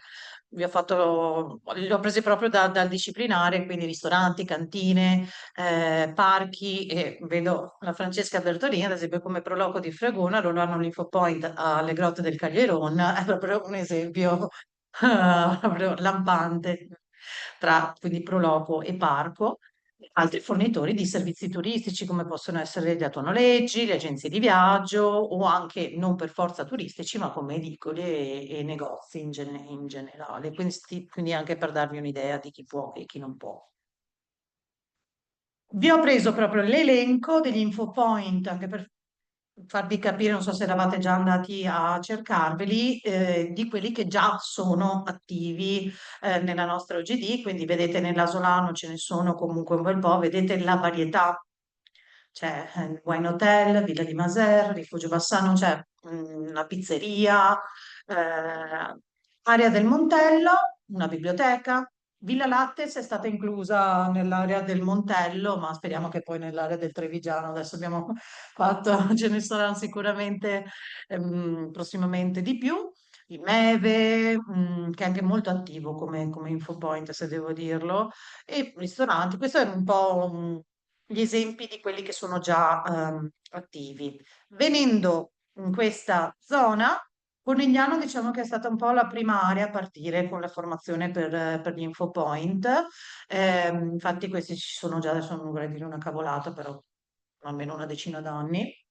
Ci sono questi infopoint, vedete anche qui aree di sosta, bar, ristorante, hotel, è veramente svariata. Poi ci sono a Follina, da Verde Viaggi, che era già ufficio turistico prima quando c'era la provincia, poi è diventato infopoint. A Fregona, ho fatto già l'esempio appunto delle grotte del Caglieron, Rivine Lago al Parco Archeologico del Livelete, che siamo sempre noi a gestirlo. Ci sono i Valmarino, il comune, diciamo col Borgo Casa Marianna, c'ha l'Infopoint che è quello molto, molto attivo e a Convai praticamente nella Proloco di Convai che è comunque nello stesso stabile di Umpli Treviso. Quindi insomma vedete realtà svariate. Quali sono invece gli IAT, che poi saranno anche quelli a cui fare riferimento poi per chi sarà InfoPoint? Sono questi tutti quelli del territorio trevigiano. Come riconoscere un ufficio turistico? Ho fatto, questo è lo IAT di Pieve di Soligo, che è l'ultimo nato, 2 anni fa, nel 2023. C'è questo è un esempio vuoto che la regione fornisce, che richiede che sia compilato in base appunto allo IAT di riferimento. Infatti, se vedete nella foto è quello di sinistra che vedete, c'è scritto Pieve di Soligo, informazioni turistiche, e sotto ci sono i loghi del comune e di Umpli Treviso. All'interno, questo è un argomento che a Francesco piace molto, in particolare, all'interno quasi tutti gli uffici turistici, diciamo, si stanno evolvendo in questa tipologia. Il primo che è stato, diciamo che ha seguito, non so se vuoi dire tu qualcosa su Che è il questo. più bello quello di Treviso, no? Scusate, ma Sono tutti noi belli. litighiamo sempre su questo. No, sono tutti molto belli, diciamo che hanno adeguato comunque la struttura indicata dalla regione in base anche agli spazi che c'erano su Conegliano. Penso sia stato fatto un miracolo perché è molto piccolo come area, però vedete che sono riconoscibili in modo che è un progetto della regione che era partito con gli hub, ossia aeroporto di Treviso, aeroporto di Venezia, Che e infatti il stazioni. dottor Marchioro ci aveva raccontato delle porte dell'accoglienza, no? Che Esatto, erano queste. esatto, era partito così e poi diciamo è stato allargato anche agli altri uffici in modo che il turista che viaggia nella nostra regione si senta, ah ok, questo è l'ufficio turistico ed è anche un bel vedere avere diciamo, una linea comune. I comuni di competenza, andiamo nello specifico del vostro territorio, nel senso che gli uffici turistici lavorano per un determinato tipo di territorio. Ok, lo IAT di destinazione diciamo che c'ha il compito più arduo, anche noi abbiamo un nostro territorio di riferimento, però le informazioni che ci vengono richieste sono svariate. Noi facciamo quello che possiamo, poi comunque diamo il riferimento degli uffici di riferimento. Esempio, stamattina è venuta una signora che sta organizzando del Nordic Walking, qui proprio in questo territorio, mi ha chiesto che materiale avessi a disposizione in ufficio, mi ha detto signora, ho questo, questo, questo, però ovviamente gli uffici di riferimento del territorio hanno più materiale, quindi lei è venuta lì, ha avuto le informazioni necessarie, poi gli abbiamo dato il contatto di Conegliano, visto che partiranno da Conegliano, abbiamo dato lo IAT delle colleghe dell'ufficio IAT di Conegliano per magari dare più materiale. Questa è proprio una rete di collaborazione per tutto il territorio.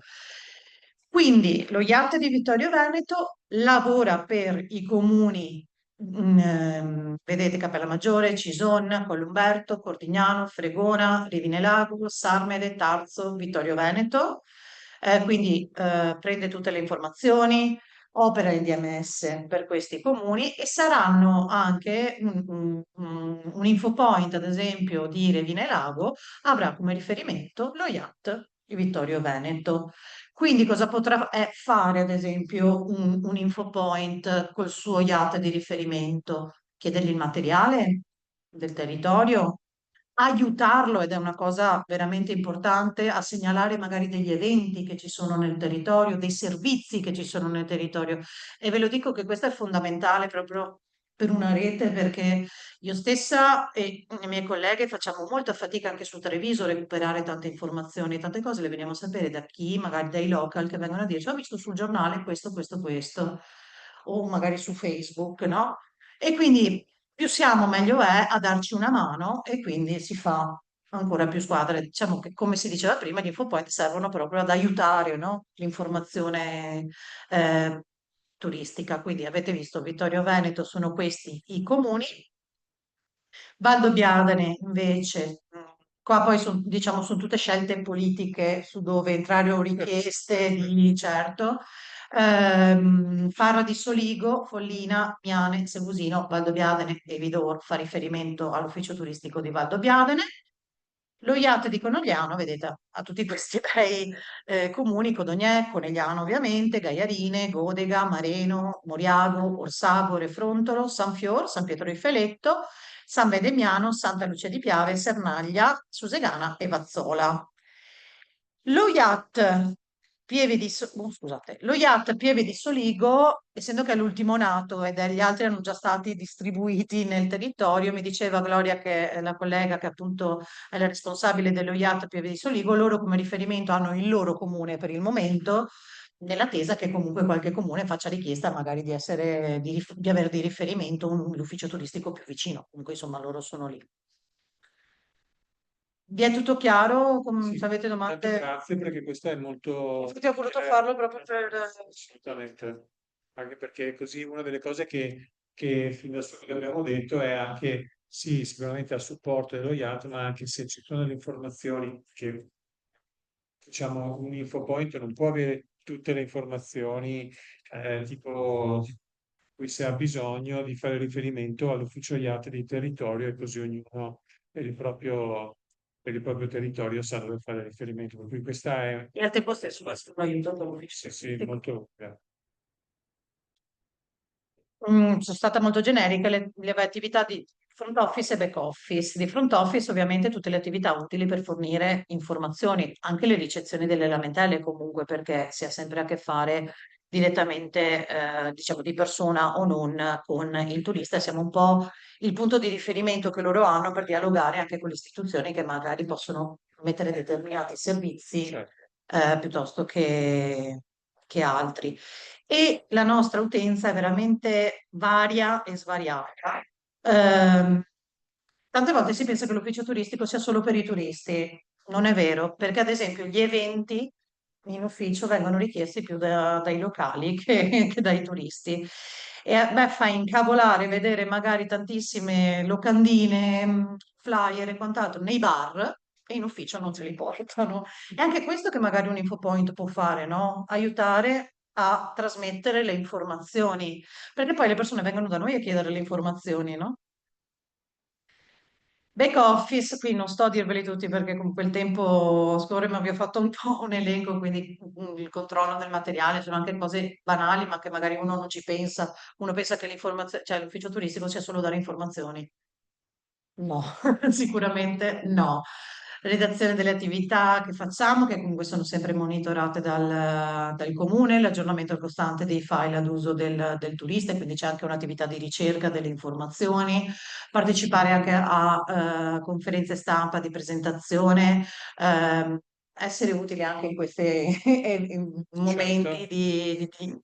di diffusione. Poi appunto varie collaborazioni appunto come con loro, come col comune, con l'IPA Marca Trevigiana, per varie attività. Mi viene in mente, ad esempio, col comune di Treviso qualche anno fa abbiamo fatto un lavoro sulle botteghe storiche, siamo andati ad analizzare tutte le botteghe storiche, abbiamo fatto una mappa con le informazioni delle botteghe storiche di Treviso, esempio. Chi mai magari può pensare che sia proprio l'ufficio turistico a farlo? Si fa anche quello. Sì. No, ma poi secondo me è anche molto utile, secondo me è anche molto utile, ogni tanto appaiono questi Lo so tutta io. sono Momento segni di di incoraggiamento digitali. No, secondo me è molto utile anche rivolgersi all'ufficio IAT anche per sapere che aria tira, no? Perché comunque voi siete un'antenna, Sì. sai. No, è vero, cioè, siamo veramente quando facevamo la formazione con la provincia, quando appunto eravamo sotto la provincia, perché sono passati un po' di anni da quando ho iniziato, loro dicevano siete il biglietto da visita del territorio. No, certo, assolutamente. Tante volte anche per quello che non c'entra nulla con il turismo.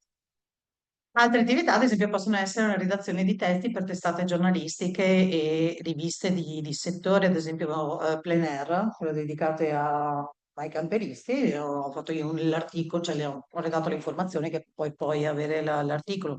Anche questo magari uno non ci pensa che sia fatto in ufficio turistico. Collaborazioni con le scuole, quindi formazioni nelle scuole sul mondo del turismo, cogliere ovviamente in stage, quindi formare queste nuove figure turistiche e magari anche dare informazioni ai professori, non solo agli istituti tecnici per il turismo, ma anche alle medie e alle elementari su attività che i professori, cioè che le maestre e i professori fanno fare agli alunni. Andiamo nello specifico. Qui ho fatto uno schema che così potete vedere un po' per tutti gli uffici, anche perché non è che ogni ufficio fa tutte le stesse cose. Dipende tanto dal rapporto col comune, o meglio, se il comune gli chiede di fare determinati servizi, attività, o magari si servono in quel territorio. Ovviamente in un ufficio turistico come quello dell'aeroporto, l'attività di vendita dei biglietti di trasporti è fondamentale. Perché noi in passato, quando non li vendevamo, ci trovavamo a dare l'informazione e poi questi alla fine arrivavano alla biglietteria tal dei tali e loro dimenticavano tutto quello e le informazioni complete che gli avevamo dato noi e compravano i biglietti di quella compagnia perché diceva compra questo, per dire. Adesso si può dare l'informazione completa, loro scelgono il servizio che vogliono e hanno già anche poi il biglietto. È anche, vabbè, un guadagno per noi sicuramente, ma io la vedo proprio come un modo per fare informazione completa. No, no, certo, poi c'è tutto il tema del caricamento dei contenuti, no? Sia sul Mhm. TMS che Che adesso avete visto già voi mentre parlavo dietro così. che anche sui social, no? Quindi questo qui è un tema molto importante. Ad esempio, vedete, siti web, noi come IAT di Treviso non gestiamo, non carichiamo, non c'è un sito web turistico, però ad esempio stava quasi per essere pubblicato 3-4 anni fa, mi hanno chiesto di controllare i contenuti, ad esempio, c'è sempre collaborazione in questo.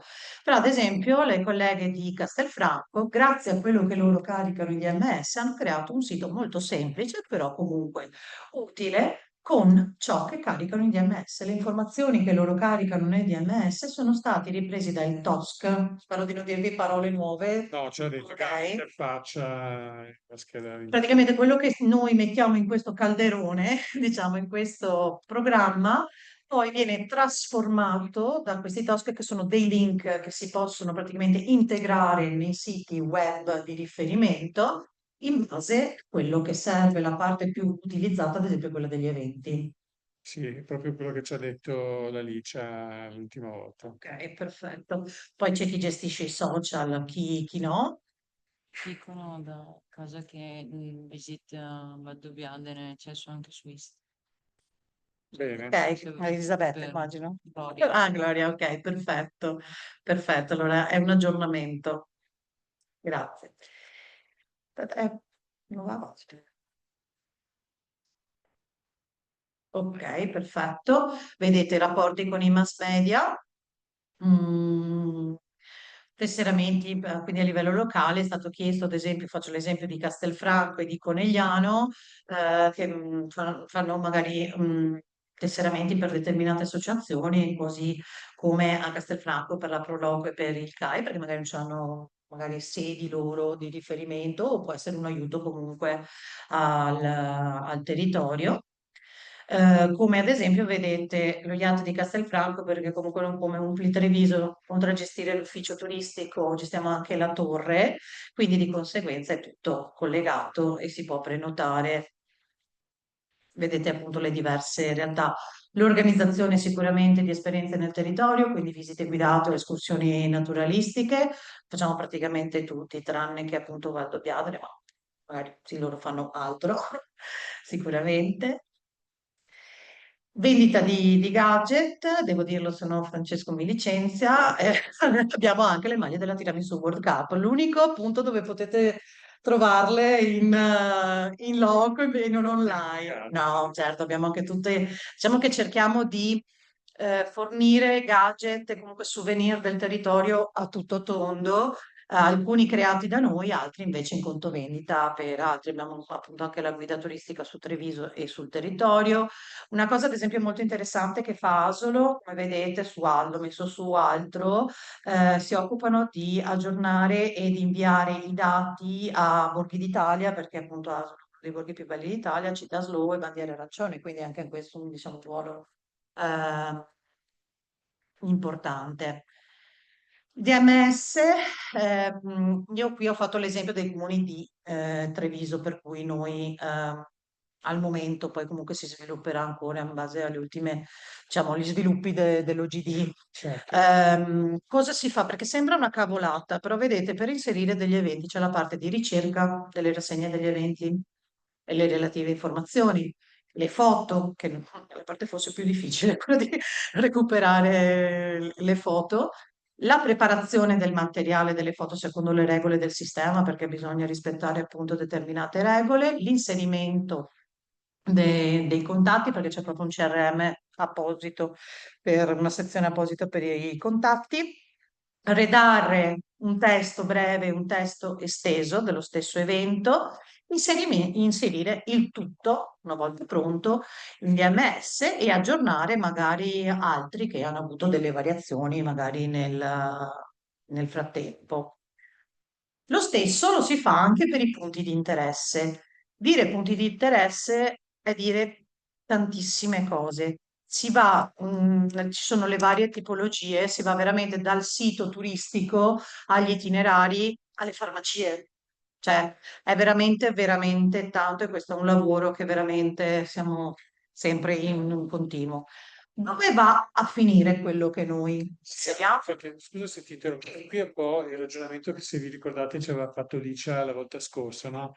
Che aveva detto che le strutture dell'ospitalità vengono in automatico caricate sul DMS, mentre per quanto riguarda gli eventi e i punti di interesse c'erano delle regole di ingaggio diverse sulla base di quella che era appunto la destinazione. In questo caso tutti quanti rivolgetevi agli uffici IAT ovviamente, perché hanno questa, ovviamente dovranno fare una selezione, dovranno comprendere bene anche sulla base anche delle politiche Mhm. locali, quelle che hanno più valenza turistica e quelle che non lo hanno, perché non è detto che tutti gli eventi sono caricati, però diciamo rispetto a quello che ci siamo detti, questo è il passaggio successivo, no? Il fatto di rivolgersi all'ufficio IAT per, stiamo parlando di punti di interesse ehm, Eventi, punti di interesse. abbiamo fuori le esperienze. In realtà le esperienze è una parte che si sta sviluppando adesso di pari passo con l'OGD. Diciamo che prima mettere le esperienze era un po' inutile, nel senso che poi non andava a finire da nessuna parte e siccome appunto quello che c'è da inserire è veramente tanto, Certo, e allora abbiamo detto intanto facciamo quello che è utile e poi certo. quando ci sarà tutto sviluppato si parla di esperienze, ma so che è comunque un lavoro di cui si occuperà in particolare No, oggi assolutamente. nell'inserimento di questo. Andiamo a vedere un po' di esempi di ehm, quello che noi inseriamo in DMS dove va a finire negli uffici, scusate, nei siti web ufficiali di riferimento. Vedete, gli eventi praticamente in tutti i siti del territorio. Io Treviso ovviamente non l'ho inserito perché appunto non abbiamo il sito web di riferimento. Gli eventi, vedete Parco Sile, perché il sito del Parco del Sile c'ha la sezione degli eventi del territorio collegata ai DMS, quindi quello che noi inseriamo, quindi area di Treviso e area di Castelfranco per il nostro territorio, i comuni che sono interessati dal Parco del Sile vanno a pescare quello che noi abbiamo inserito in quei determinati comuni e lo troverete nel sito del Parco del Sile. Quindi i punti di interesse ci sono appunto in questi siti locali. La sezione brochure dove scaricare il materiale utile, quindi magari le mappe, le brochure, sia quelle fatte dal territorio secondo le regole della regione, quindi saranno anche quelle riconoscibili, sono fatte tutte diciamo alla stessa maniera, poi con ovviamente i contenuti eh, diversi. Gli alloggi, e questo appunto è quello che diceva Francesco, che vengono inseriti in automatico dalla Regione del Veneto, e però già a livello locale vanno a finire in questi siti web. Poi Valdobbiadene, diciamo che aveva già iniziato la parte del booking, che questa è molto molto interessante. Adesso so che l'OGD sta lavorando bene da questo punto di vista, diamogli tempo e poi Certo. sicuramente si farà.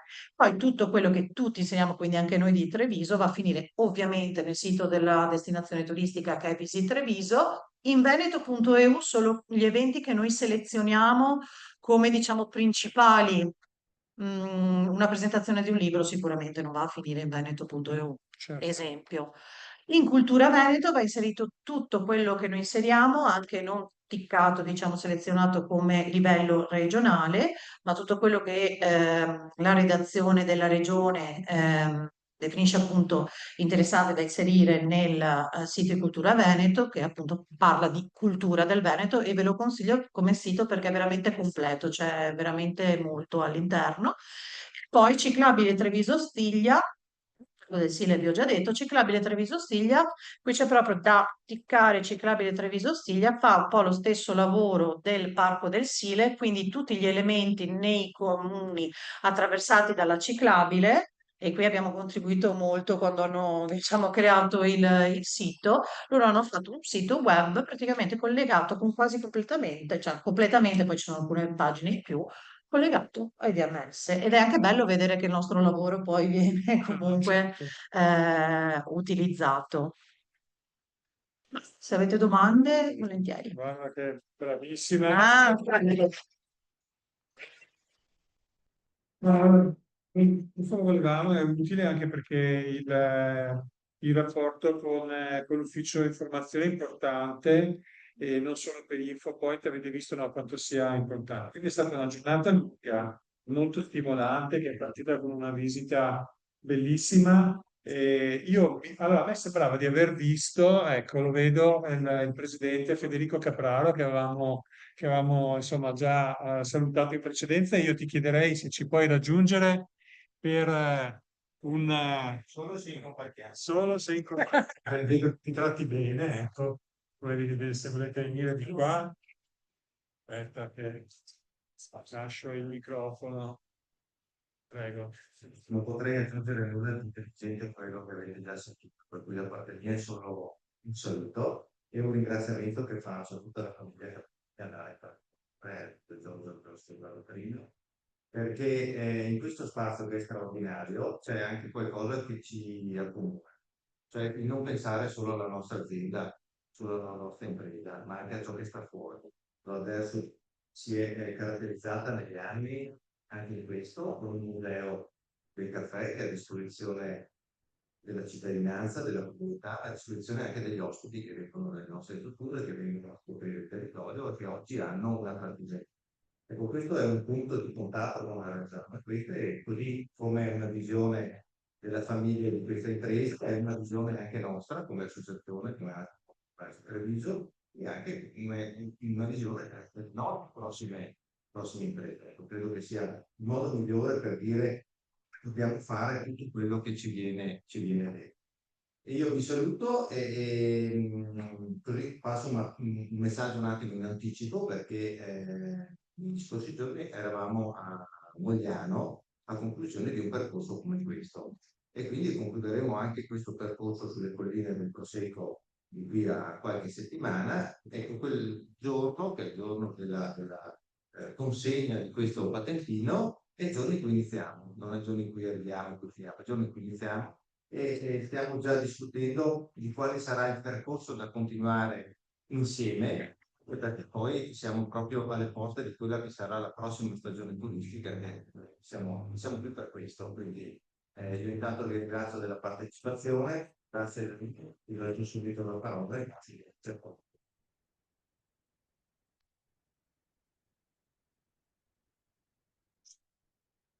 Per tutti voi per la presenza, è stato veramente un onore avervi qui, quindi ringrazio anche gli organizzatori. Federico ha già ricordato che a Conegliano c'è il Museo del Caffè, quindi vi invito a visitarlo per raccogliere sulle liste, potete prendere, iscriverci insomma direttamente, se non abbiamo qui Daniele Vito e Nicolas Mosco che appunto guideranno insomma nelle visite al museo. Il percorso museale si intitola Dalla Pianta alla Tazzina al Piazza del Museo del Caffè, per cui sicuro è molto interessante se non visiti musei di impresa. E dire, io sono favorevolissima, l'ho già detto prima più volte, a questo tipo di eventi, a questi incontri, perché credo che sia proprio dalle sinergie che si possano ottenere grandi cose e soprattutto migliorare e avere degli stimoli. Per cui ben vengano iniziative di questo tipo e vi auguro un buon proseguimento e un buon proseguimento anche di corso. Mi sembra ci sia un ampio incontro. Sì, esatto, infatti, Allora, prossimo. certo. Beh, allora noi ci vediamo, intanto grazie. Carità. Noi in perfetto orario con uno Shinkansen giapponese.